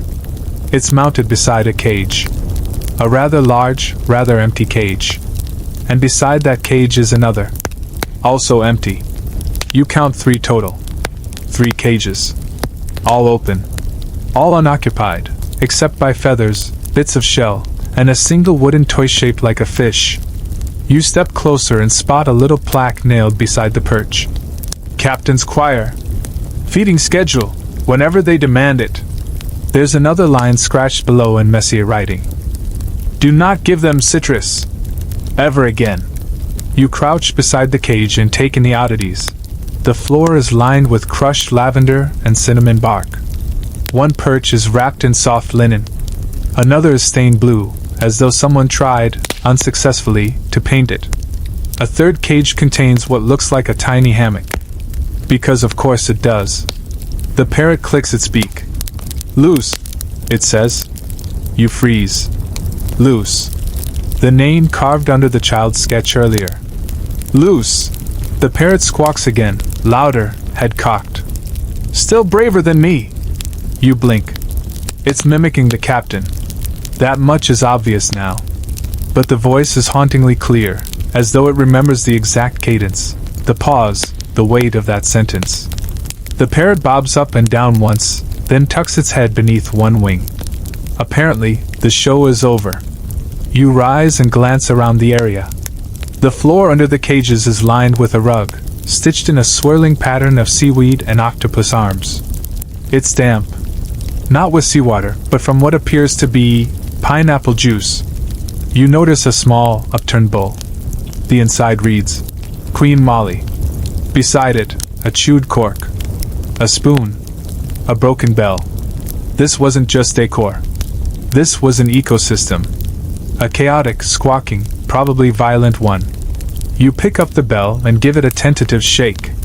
Nothing happens. You try again. Still nothing. You're about to set it down when a high-pitched whistle rings out from above, a sound so sudden and sharp that you nearly drop the candle. The parrot has flown up onto the ceiling beam and is now staring down at you like a bored god. Not loose, it mutters. Not captain. Just nosy. Fair. The cages tell a story that's hard to categorize. Were they pets? Companions? Watchdogs? Pirates often kept exotic animals, not just for entertainment, but for status, trade, even spiritual beliefs. Parrots, in particular, were favorites. Bright, loud, and capable of learning profanity in 3 languages. Some captains believed parrots were lucky. Others used them as a kind of company during long stretches at sea. Historians still argue whether parrots were truly treasured or merely tolerated. This one seems to have crossed into the realm of co-owner. You glance up at the beam again. The parrot preens. You walk slowly to the far wall, where an odd panel catches your eye. It's been painted over in uneven layers, gray, green, then red, then back to gray. Someone didn't want this to match the rest of the room. You reach for the latch. It sticks. You push harder. It opens with a snap. Inside is a small shelf. And on it, a stack of letters. Not the tidy kind. These are bundled with string, ink-stained, folded with carelessness that can only come from someone who reads them too often. You flip through the top one. You said you'd be back in spring. It's autumn now, and Luce has learned to swim. She asked where you were today. I told her you were chasing the horizon. Don't make me a liar again. No signature. But you don't need one. You read another. I kissed your map. The part you said was lucky. Now bring it home, you fool. And a third. She says she dreams of a ship with a hammock big enough for all three of us. She's building it from driftwood. I told her you'd name it. Your hands lower slowly. You close the panel. Leave the letters exactly as you found them. You turn to the parrot, now quiet again, perched like a tired sentinel. You watched all of it, didn't you? You murmur. The bird doesn't answer. Instead, it closes its eyes. Settles. Begins to sway ever so slightly on the beam. The cages are empty now. But not abandoned. They were never just decorations. They were part of the story. Part of the family. Part of what made this strange, wooden chamber into something more than a cabin. It was a home. A loud, feathered, profane home. And now it rests in candlelight. As do you. You linger there, eyes drifting from the swaying parrot back toward the collection of books stacked in an uneven pile beside the writing desk. It's the sort of pile that says, I meant to organize this but then got distracted by a storm, a mutiny, and a very loud chicken. The books are mismatched in every sense, sizes, bindings, languages, and levels of mildew. You crouch down, dragging your fingers along their dusty spines. Some are leather-bound, others wrapped in cloth. One is held together with a belt. The topmost book has a title so long it nearly wraps around the spine. A treatise on the movement of celestial bodies as observed from uncooperative boats. You open it, and are instantly greeted by an enormous ink blot shaped like a squid. A footnote underneath reads, Not a real squid. Just nerves. You flip through a few more pages. It's handwritten. Densely written. Whoever copied this either had endless time, or a terrifying fear of boredom. Beneath it is a thinner volume, embossed with faded gold leaf. The Gentleman Corsair's Almanac. You turn it over in your hand and realize it's not an almanac at all. It's a romance novel. You crack it open. His breath smelled of clove and cannon smoke. She trembled, not from fear, but from the wind off the mainsail and the knowledge that she might never smell that combination again. You close it quickly. There are 3 more just like it. Beneath the crimson Jolly Roger, velvet on the quarterdeck. And one with the highly questionable title, Plundered Hearts. All well thumbed. Some annotated. On one page, someone has circled a line in pencil and written, Liar. No one kisses during a squall. You continue through the stack and find a collection of journals, some blank, others filled with notes. One is a list of crew birthdays, with 3 suspicious question marks. Another appears to be a recipe book. Salt pork, if rinsed twice, can be made tolerable with lemon peel and aggressive hope. To make weevil bread more exciting, add cinnamon and lye. Rum-soaked apples equals bribe-worthy. You set that one aside. Could be useful. Beneath it all, at the very bottom of the stack, is a thick, leather-bound volume that feels heavier. You open it and immediately recognize the script. It's the same hand as the blue journal you found earlier, the one full of titles like Things I Have Stolen and Why I Regret Them. This one is titled simply, Observations. You read a page at random. The sky turns pink before it rains. No one believes me, but it does. The cook speaks to the onions. They don't answer. Yet. A parrot can learn your secrets if you speak them too close to sleep. I love the sea. I hate her. I miss her when I'm ashore. You flip forward a few pages. Find another list. Books I wish I had. One about forgiveness. One with maps that change. One I could give to her. One with no ending at all. You close the journal slowly. It feels like it's still listening. You glance toward the corner of the room, where a few more books lean. Inside a shelf barely nailed into the wall. One has a spine too wide for its content. You pull it down and discover it's hollow, cleverly carved into a box. Inside, dice. A flint. 2 metal coins from countries that don't exist anymore. A folded piece of parchment labeled, "Open only when sober. If ever." You leave it alone. Pirate bookshelves weren't just about reading. They were about storage, subterfuge, and the occasional dramatic flourish. Historians still argue whether pirate captains truly loved literature or just used books as clever places to hide things. Some records suggest reading was common among officers. Others describe libraries that were more wishful thinking than functional. Here, though, the books matter. Even the silly ones. Especially the silly ones. Because you can tell that whoever lived here, Captain Marius, if that scrawled name on the desk is to be trusted, was a collector not of wealth, but of words. Of scraps and scribbles and half-finished thoughts. The sort of person who found comfort in pages, even ones falling apart. You turn toward the opposite wall now, where a scroll has been tacked up between 2 wooden pegs. It's a calendar. Sort of. Each month is represented by a crude drawing. January is a wave with teeth. March is a goat in a crown. August? Just fire. Lots of fire. Beneath each month, someone's written the following in pencil. Do not sail. Sail very fast. Avoid goats. Too hot. Drink rum. Some are crossed out. Some underlined. December reads simply, if we're still alive, toast the sea. And in the margin, one more scribble.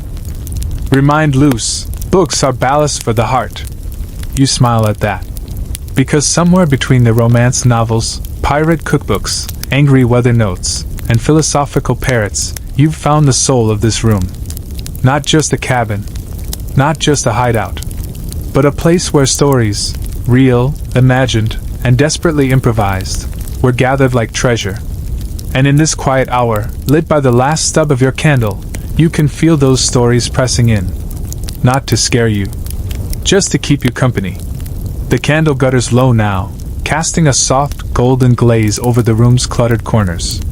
Shadows lean longer, stretch deeper. You feel the hush settle in, not silence exactly, but the kind of hush that lives in rooms that have been spoken to for years. Rooms that remember voices. And in this hush, you notice something new. A scent. Spiced. Smoky. A little sweet. Faint, but undeniably present. You turn toward the low shelf near the hammock, where a cluster of glass bottles catches the firelight like tiny stained glass windows. They're arranged in no discernible order, some standing proud, others leaning, one lying on its side like it passed out after one too many cork pops. You crouch beside them and take a closer look. The first bottle is dark green, thick glass, wax sealed. A tattered paper label reads, Port Royal No. 3, do not uncork indoors. You pick it up gently. The bottom is stamped with a ship's profile and the number 1721. It sloshes when moved. You resist the very understandable urge to open it. Instead, you reach for the next one, a smaller, squat bottle with an amber hue and a leather tag tied around its neck. Scrawled across the tag in a trembling hand. Perfume de Port Royal, for your enemies or your ex. You uncork it. Slowly. Cautiously. A wave of scent hits you like a punch. Clove. Smoke. Spoiled rum. Maybe cinnamon? You immediately regret this choice. Your eyes water. The candle flickers in sympathy. You recork it with the speed of a startled squirrel, and place it as far back on the shelf as possible. The parrot above you mutters something that sounds suspiciously like, serves you right. You move onto a tall, slender bottle etched with stars. It contains a silvery liquid that swirls on its own, even when still. No label. Just a line scratched into the glass. Moonlight bottled. Or fish oil. Time will tell. You don't open this one either.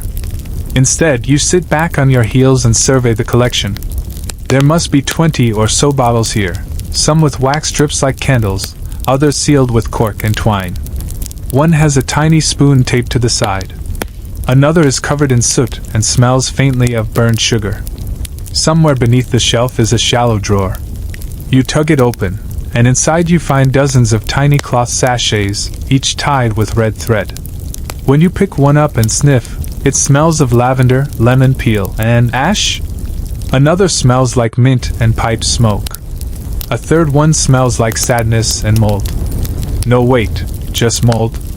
Historians still debate the use of scent in pirate quarters. Some say it was purely utilitarian, masking the scent of unwashed bodies and rotting food. Others suggest a deeper purpose, to preserve a sense of luxury, identity, or even memory in the most inhospitable environments. And it makes sense. Life at sea was brutal. Senses dulled. Time melted. Maybe a sprig of lavender stuffed in a sock wasn't indulgent. Maybe. It was survival. You place the sachets back gently. On a nearby peg hangs a pouch marked, "For guests." You open it and discover a bundle of dried herbs, rosemary, mint, sage, tied with a navy ribbon. The scent is strong, sharp, and unexpectedly comforting. You also find a small note tucked inside. Hang near the bed if he snores. Burn if he lies. Practical. Above the bottle shelf is a narrow ledge with more curiosities. A brass snuff box filled with white powder that smells like chalk and betrayal. A small tin labeled, "Victory Powder, for when you didn't win but want to smell like you did." A corked vial of dark liquid with a label that reads, "Syrup of black lemon may cause singing." You pick up one last bottle, thick, square, sealed with wax so dark it gleams like obsidian. No label, but a phrase etched into the bottom. To remember her. You hold it in your palm a little longer than the rest. Not to open it, just to feel the weight of it. Then you place it back in its cradle. Beside the bottle shelf is a tall, narrow cabinet with slatted doors.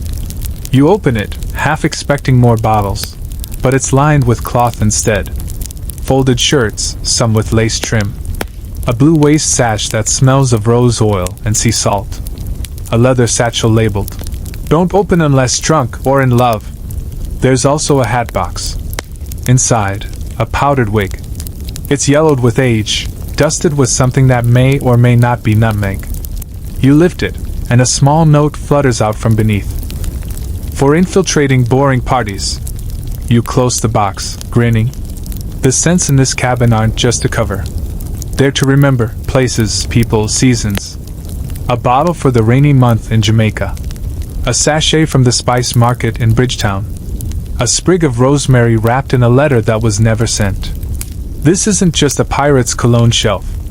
It's a scented diary. You let the cabinet door close softly, careful not to disturb the sachets, and sit back against the wood paneling. The air now carries 100 stories, rum-soaked regrets, tropical feasts, forgotten ports, and the lingering sweetness of someone long gone. You exhale. The room breathes with you. And together you let the past settle on the air, warm and worn, like perfume clinging to the collar of a coat that still remembers who it used to belong to. You stretch your legs out from under the cabinet and lean back, letting the rich mix of scents settle around you. Clove, rosemary, mildew, perhaps a whisper of mango that shouldn't be here but is, like an afterthought from an old feast. The air hums with memory. And now, reclining halfway beneath the hammock's arc, your eyes drift upward once more, this time toward the ceiling. But not just the soot-stained beams you've already explored. No, this time, you notice the subtle shimmer of paint. Not just stars. Not just strange constellations. Art. Above you, spanning from the beam above the writing desk to the far edge of the curtain rail, is a painted mural. Not grand. Not even neat. But sprawling and earnest. A sky. Yes. A night sky, but one that curves and distorts around the natural warping of the wood, like it's being pulled by some invisible tide. The stars aren't fixed in familiar places. They bend into shapes no real astronomer would recognize, a crack enwrapping itself into a heart. A ship sailing upside down. A man in a tricorn hat holding hands with a fish. Possibly romantic. Possibly tragic. The constellations are joined by swooping lines and annotations. You squint and read them. The captain's smile. a crescent made of knives. The drowned crown, a cluster of stars shaped like a broken tiara. The widow's lantern, just a single dot in the corner, isolated and encircled. The painting is crude, but not careless. Every brushstroke tells a story. Every mistake has been painted over, not erased, like the artist refused to start over, even when it got messy. And then you see the border. Tiny dots, hundreds of them, ringing the mural's edge. At first you think they're stars too, but then you realize they're not part of the sky at all. They're names. Each one written in tiny, barely legible ink, curving around the beams. You whisper a few aloud.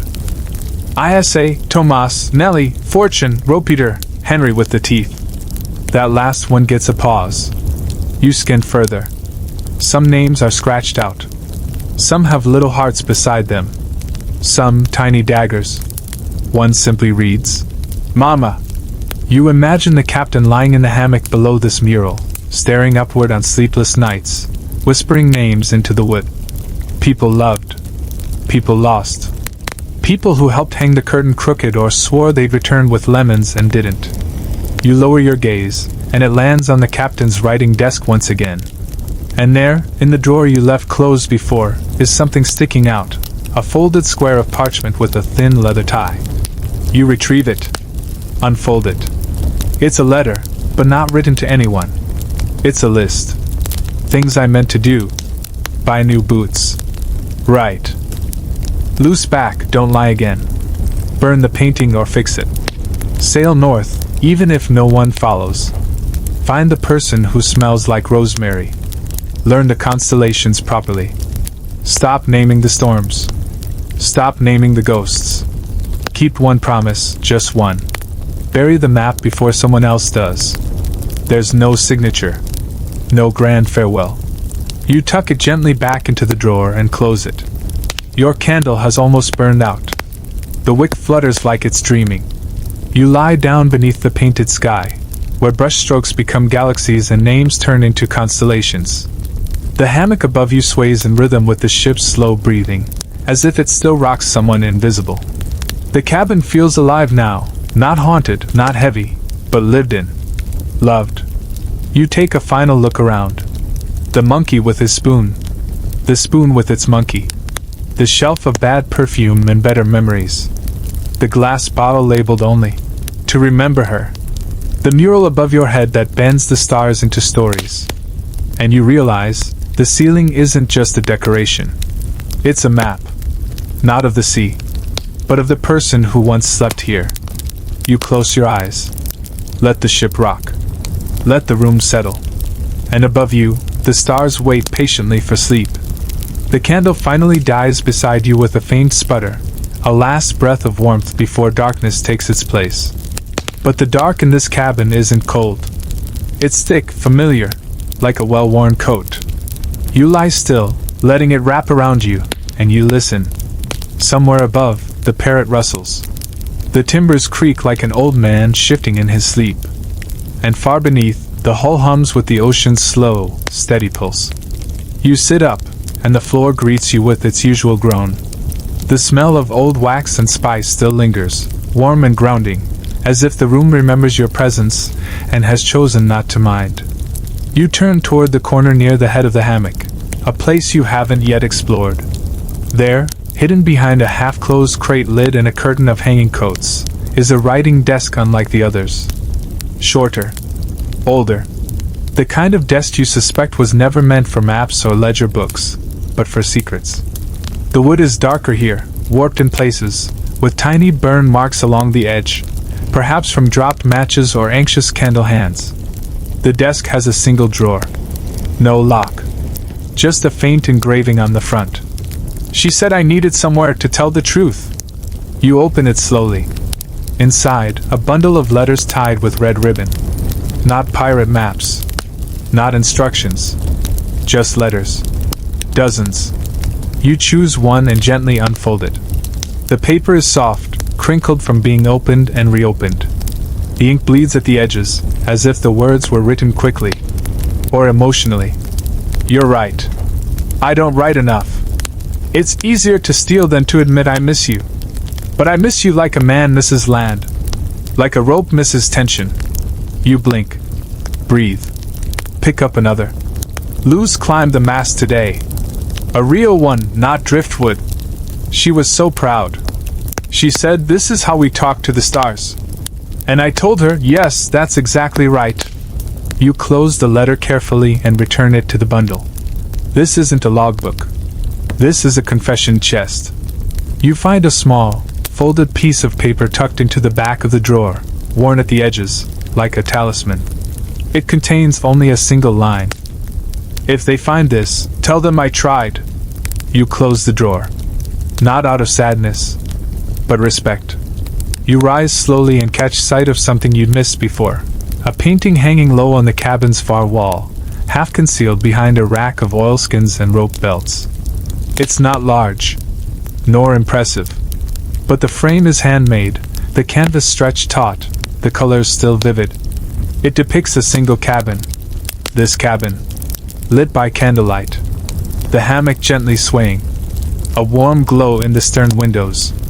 The parrot perched above, its one eye catching the light like a jewel. In the corner of the painting, a tiny figure sits at the desk, pen in hand. No face, just a silhouette. But beside the desk, centered in the frame, is a girl. Loose. Hair pulled back, fists on hips, looking up at the ceiling where the constellations bloom in gold and blue. And just above her head, painted into the stars, are 3 new dots. Recently added. Still bright.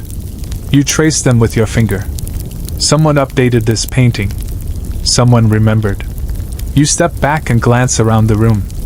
There's not a single object here untouched by intention. Every crooked chair, every mismatched bottle, every repurposed curtain and rope knot and dagger and lace tells the same story. This is not just a pirate's cabin. It's a heart, broken and mended, proud and bruised, nailed together with memories and absurdity. You pass the bunk again and notice something new tucked into the bedpost's groove, a charm. Just a coin with a hole punched through it, strung onto a piece of twine. But the coin is old. French. And the twine is wax black. You know what this is. A ward. To keep the sea from taking you in your sleep. You leave it untouched. Instead, you walk to the corner where the captain's coat hangs on a hook, a deep navy blue, faded at the seams, brass buttons tarnished into soft copper. You run your hand across the collar and feel a familiar shape sewn into the lining. A patch. Inside it, something small and hard presses against the fabric. You gently pull the lining back. A key. Not the same one from earlier. This one's older. Iron. Heavy. You look around. Where would it fit? There's a crate beneath the bench you haven't opened. Reinforced. Padlocked. You crouch, try the key. Click. Inside, a bundle wrapped in oilskin. You peel it back. A compass, gold, worn, still functional. Its needle trembles slightly before settling. And next to it, a bundle of faded cloth. You unfold it. A child's shirt. Small. Handmade. The seams uneven. But it's clean. Tucked carefully. Loved. Beneath it, a scrap of parchment. In case I never return. Let her know I never forgot the way. You close the crate. And the room again exhales. Because that's what this cabin does. It holds things that were too heavy to carry. You stay crouched by the crate for a moment longer, one hand resting on the closed lid, the other still cradling the iron key. It's cold in your palm now. Heavy again. The weight of something finished. Above you, the ship creaks gently. No urgency. Just the kind of groaning sigh a wooden frame makes after holding too many secrets for too many years. You rise slowly, careful not to disturb anything. Every object in this room feels placed, even the ones that were clearly flung there in frustration or laziness. And now, as you turn back toward the center of the room, your foot lands on something soft. Rug. But not like the armor rug from earlier. This one's decorative. Sort of. It lies askew beneath the table nearest the stern windows. Its colors are muted by time, dull reds, faded blues, a pattern that may have once resembled waves but now looks more like an argument between a squid and a lightning bolt. The edges curl upward, and tufts of thread stick out where someone tried, badly, to mend a hole with sail cord. You kneel and lift one corner. The underside is even more chaotic. Someone stitched into it a series of initials, JM, LS, BW, and then, further toward the center, a little red heart stitched in thick, uneven thread. No letters. Just a shape. And now that you've knelt, you notice something else, the smell. Not the dominant mix of rum and wood and ink that permeates the whole cabin. This is animal. Earthy. Sharp. You lean forward and realize the rug is made of llama hair. Probably. Possibly goat. Unquestionably weird.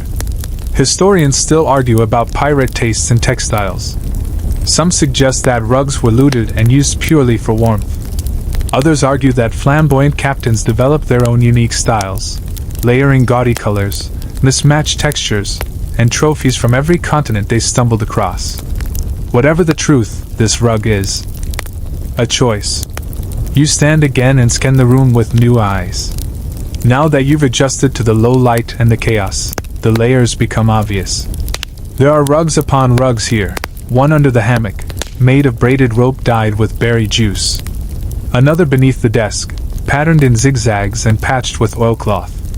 A third tucked under the bunk bed, fraying at the corners and covered with tiny handprints in blue paint. You follow the trail of those prints, up the bunk post, across the wall, toward a splatter of stars painted low on the wood. A child's work. Luce's, perhaps. Tiny fingers dipped in sky colors. And on the wall beside it, written in smudged charcoal, I touch the sky. Don't wash it. You wouldn't dream of it.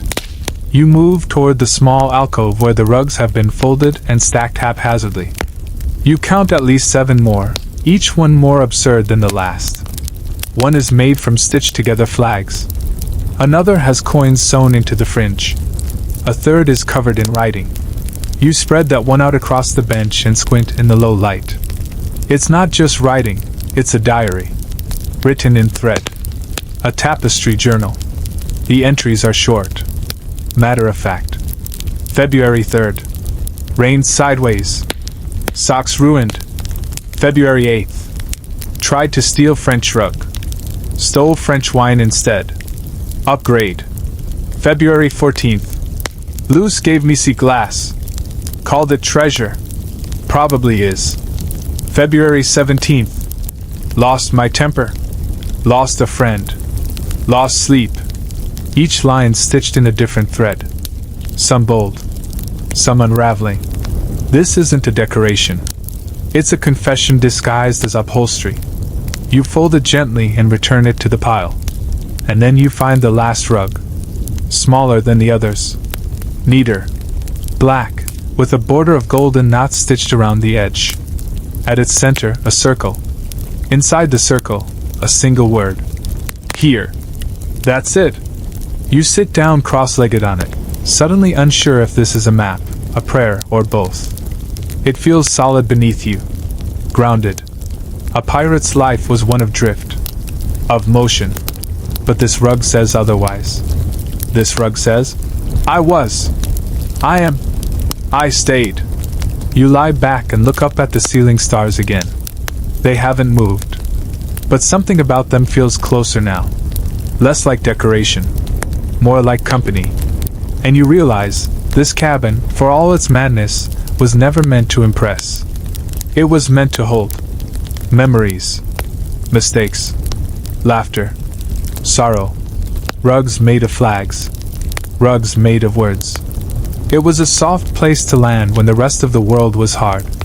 You close your eyes. The ship rocks.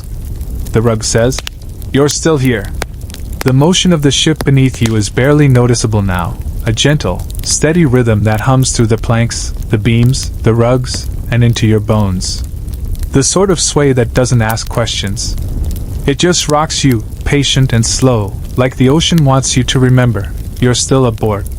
You sit up slowly, leaving the hair rug behind like a closing chapter, and let your eyes wander to the far corner of the room, one you haven't explored yet. There, near the portside wall, is a storage nook. It's framed by heavy canvas draped from ceiling hooks like a makeshift curtain, stained with soot, seawater, and the occasional handprint.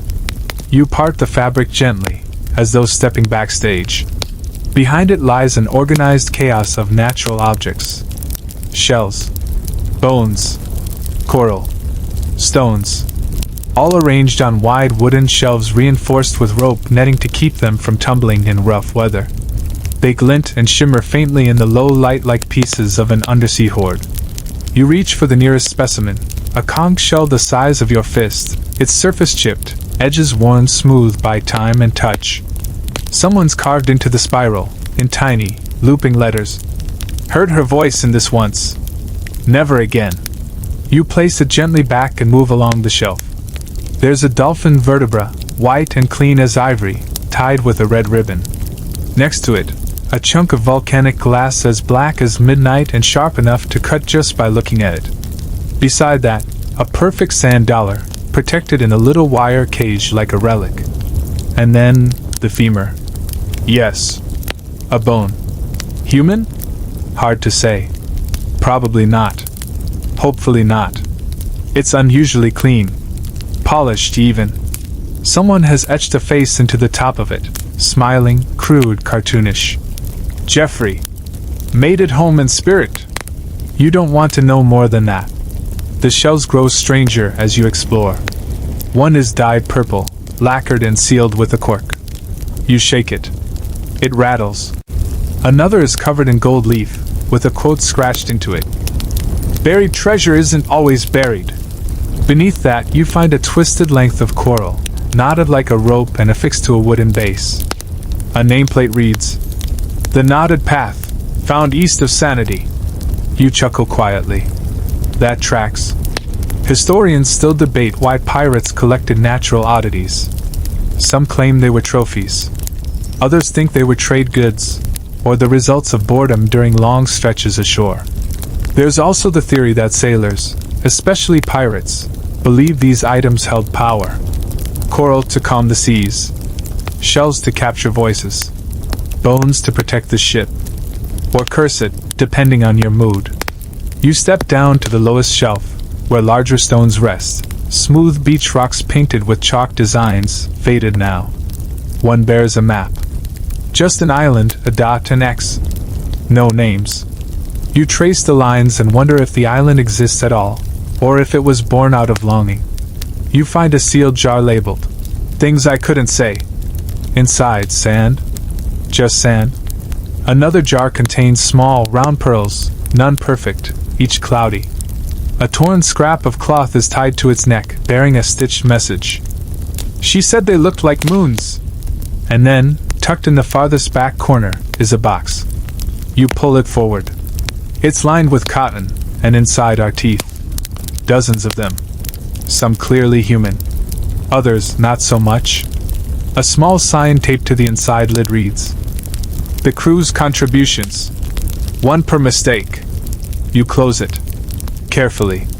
Above the shelf is a string of charms, driftwood beads, shark teeth, smooth bits of glass. They sway gently in the draft like a wind chime made by someone equal parts spiritual and deeply sarcastic. You spot a fishhook painted gold, a starfish pierced by a rusted nail, a tiny bottle with a rolled note inside that reads, "Remember, you are made of water. Be patient." It takes a moment before you notice the jar labeled, "Failings." Inside, broken buttons, shattered glass, a piece of flint, a single, very small shoe. All of it sealed with wax and bound with rope. You turn to the wall behind the display and realize it's not bare. The wood panels are covered in charcoal sketches and faint pencil drawings. A reef, a whale, a woman with her back turned, a boy laughing, reaching into a tide pool. Beneath each drawing is a word or phrase. Before. Near St. Lucia. Not real. Not yet. She didn't stay mad. One, beneath the drawing of a crab with a crown, simply reads, "He ruled the shore." You step back, taking in the wall, the shelf, the entire curated mess of this little natural history museum tucked into a pirate's home. It's wild, strange, and unexpectedly tender. None of these things belong together, at least, not before. But now they do. Because someone decided they mattered. Someone decided the world was worth collecting, one shell, one bone, one cursed fishhook at a time. And now, long after the collector is gone, the room still holds them. Still whispers, "Look! This was worth noticing." You nod, letting the silence return. And in that silence, the sea beyond the cabin rocks the ship gently. As if it agrees. You step back from the shelf of strange and sacred ocean souvenirs, brushing dust from your fingers as if closing the door on someone else's memories. The ship creaks again, long and low, its wooden ribs settling like they too are weary from carrying so many stories. And just as you start to turn, your foot taps something small, round, and stubborn. A globe. Not a full-sized library globe, but a pocket one, maybe the size of a grapefruit. It rolls lazily across the floor before bumping against the base of a chair. You retrieve it. Carefully. It's hand-painted. That much is clear. The land masses are wildly inaccurate. Cuba seems to be wearing a hat, and Africa has been compressed into the shape of a teapot. But someone spent time on this.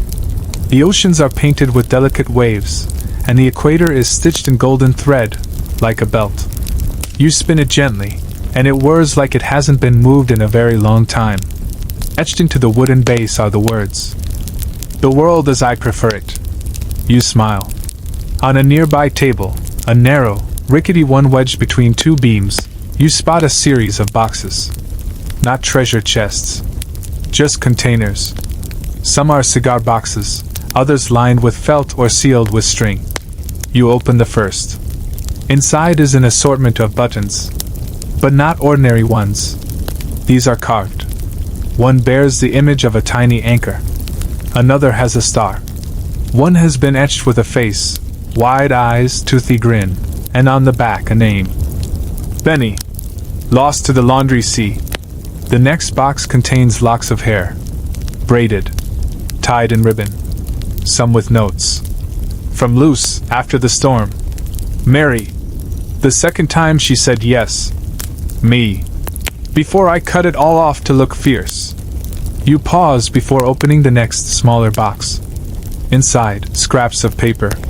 Some burnt at the edges. Others folded. One is just a corner torn from a page bearing the line, "He said he'd come back with oranges." Another reads, "They asked if I had regrets. I said no. I lied." The papers feel brittle, like they've been opened and read and reread over years. Some have been repaired with paste, stuck to little boards to keep them from crumbling completely. There's a tiny envelope at the bottom, unopened. In fine script across the front. For when the wind forgets, you don't open it.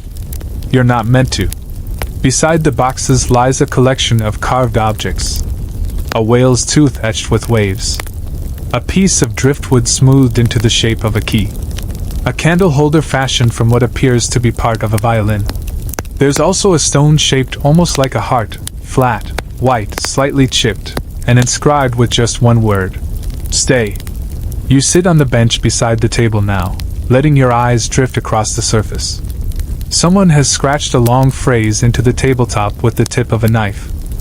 This is where I figured it out. No explanation. No signature. But beside it, a single dried flower has been pressed beneath the glass. Long-stemmed, golden, edges curling. Preserved not perfectly, but honestly. Time has stained it. Given it depth. You glance upward and notice the walls here are covered in more carvings. Not large ones. Small. Like tally marks and whispers. Some are names. Some are dates. Some are just words. Salt can't fix everything.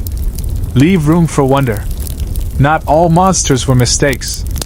Remember your middle name. One phrase appears again and again in different spots, scrawled like a chorus. Home is what you carry. You trace it gently. And then you notice a slat in the wall is loose. Not broken. Just not quite in line. You slide it back. Behind it? A mirror. A small, tarnished one. The frame is made of carved bone. Shark vertebrae, maybe. Or something stranger. But what's more curious is what's been done to it. The surface of the mirror has been scratched with tiny constellations, like the ones painted on the ceiling. You catch your reflection through the stars. The room is behind you. The hammock. The mural. The rug that says hair. But it all looks distant. Tilted. Faded like a dream remembered too late in the morning. You find yourself whispering, "Home is what you carry." And the reflection smiles back, like it heard you. There's a final drawer in the table. You open it slowly. Inside, a bundle of feathers. Ink-stained. Wrapped in cloth. You pull it open. Quills. More than a dozen. All different. Some made from seabird feathers, others dyed, one carved from wood and dipped in wax to mimic the look of a feather. Some have been used so heavily the tips are worn flat. This is the captain's writing kit. And tucked between the feathers, a piece of folded parchment. You unfold it. If this ship ever sinks, let it be remembered as the one that dared to decorate. You smile. Because this room, this chaotic, wondrous mess, is more than decoration. It's defiance. A declaration. A floating, creaking, candlelit resistance to the idea that pirates lived only to take. In this space, the captain created. He remembered. He kept. And now so do you. You sit with the drawer open a little longer, the worn quills fanned out like a quiet bouquet of voices.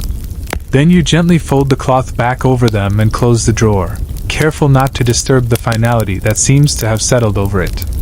The room feels fuller now, not cluttered but whole. Like each object has stepped forward and spoken its part, and now they're content to fall silent again. You rise slowly, bones creaking in time with the ship's timbers, and let your eyes scan the space once more, catching the flickers of familiarity you didn't have before. There's a stool near the desk. You hadn't really noticed it until now. At first glance it's just a stool, 3 legs, one chipped, a seat worn smooth. But painted beneath it, along the bottom rim, are the words, "For those who stay longer than they meant to." Well, that would be you. You take a seat, turning toward the shelves one last time, and your gaze settles on something nearly hidden, wedged behind a dusty coil of rope and a rusted lantern. It's a frame, flat and narrow, wrapped in old cloth. You pull it free, careful not to disturb the stacked bottles beside it. The cloth falls away in a soft sigh, revealing what looks at first like a simple piece of parchment. But when the dust clears, you realize it's a certificate. Handwritten. Ink fading. Decorated at the corners with little flourishes and compasses. To Captain J. Marius, who turned a ship into a home, and a home into a legend. Beneath that, in a dozen different hands, are signatures. Some looping and elegant. Some jagged and impatient. Some in smudged ink. Others, just excess. One line near the bottom reads, "We weren't a crew. We were a confession." You lean the frame gently against the wall. And then, something shifts. Not the ship. Not the breeze. But something in you. You stand, drawn to the doorway. Not to leave, not yet, but to see it from the other side. You walk slowly to the doorframe and turn around, facing the full span of the captain's cabin. It looks different now. Still chaotic. Still cluttered. But now it feels stitched together, not just with rope and sailcloth and rusted nails, but with memory. You see the desk, covered in letters and scrawled notes. The hammock, cradled under a painted sky of invented constellations. The weapons wall, part threat, part theater. The shelf of bones and shells and things the sea coughed up. The tangle of rugs and stitched regrets. The books, some read, some hidden, some both. The parrot, now just a blur of feathers high in the shadows, murmuring soft nonsense to itself. And the mural above it all, a night sky made from longing. And you realize, you never found the treasure chest. No golden hoard. No jeweled crown. No buried map that leads to riches untold. But maybe that was never the point. Because in this room, Everything was already treasure. The broken mug with initials scratched inside. The love letter tucked into a dagger sheath. The boots left by the door, too worn to walk in, too full of story to throw away. The name, loose, painted in blue handprints on the wall. The quilt of rugs, stitched with confession. The poems no one was supposed to read. The emptied birdcage that still remembers what it held. This room is the treasure. Not for gold. For grace.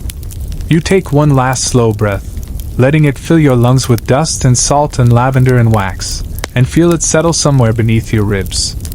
You're not just a visitor anymore. You've been made part of the room. Maybe the rug will remember your weight. Maybe the parrot will mutter your name to the moon. Maybe one day someone else will find this place, and you'll be just another whisper carved into a beam or stitched into a rug corner. They sat. They listened. They stayed. And really, what more does a pirate's cabin ask of you? You turn, step back into the corridor, and pull the door softly closed behind you. The latch clicks. Inside, the candle's last ember glows faintly, then fades. The ship drifts now, unseen in the dark, rocked gently by the low breath of the sea. Behind the cabin door, everything has fallen still. The hammocks no longer sway. The quills rest quietly in their bundle. The candle has gone out, but the warmth of its flame lingers like an afterimage on the walls.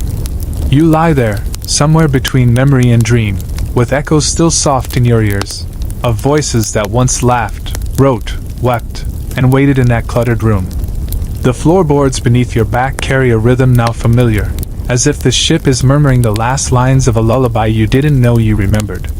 The scent of aged paper and spiced oil is almost gone, replaced by salt and night. And if you listen, truly listen, you might still hear a quiet rustle, a page turning itself, perhaps, or the shift of an old coat against a wooden peg. There are no more treasures to uncover. No more secret compartments to open. Just the slow, contented exhale of a space that has shared all it had. And you were kind enough to stay. The stars painted on the ceiling seemed to fade into the dark, becoming part of the larger night above you. The invented constellations, the captain's smile, the widow's lantern, the goat of luck, now belong to you as much as they did to him. You carry them now. Just as you carry the strange stitched rug that said, "Here." The scent of ink-soaked letters never sent. The sound of the parrot muttering forgotten names. The way the room always creaked one beat behind your heartbeat, as though learning it. Outside, the waves murmur. Not words. Just rhythm. Just breath. And inside, the memory of that cabin begins to dim, not from forgetting, but from settling. From being safely stored. Like a journal closed after the last entry. Like a ship's lantern dimmed before dawn. Like a home, quietly remembered. There is nothing left to search for now. Nothing chasing you. No wind shouting. No sails tearing. Just this. This moment. This breath. So let your limbs go still. Let the tide of sleep pull at your ankles. There are no storms here. No demands. No clocks. No gold. Only rope and salt and stories. And a single, faint phrase scratched into the bunk above your head. Sleep well. I've got the watch. Good night, traveler. And may your dreams be slow. Hey guys. Thank you so much for being here. Your support means a lot and I look forward to bringing you new topics soon. Stay kind, stay inspired, and I'll see you.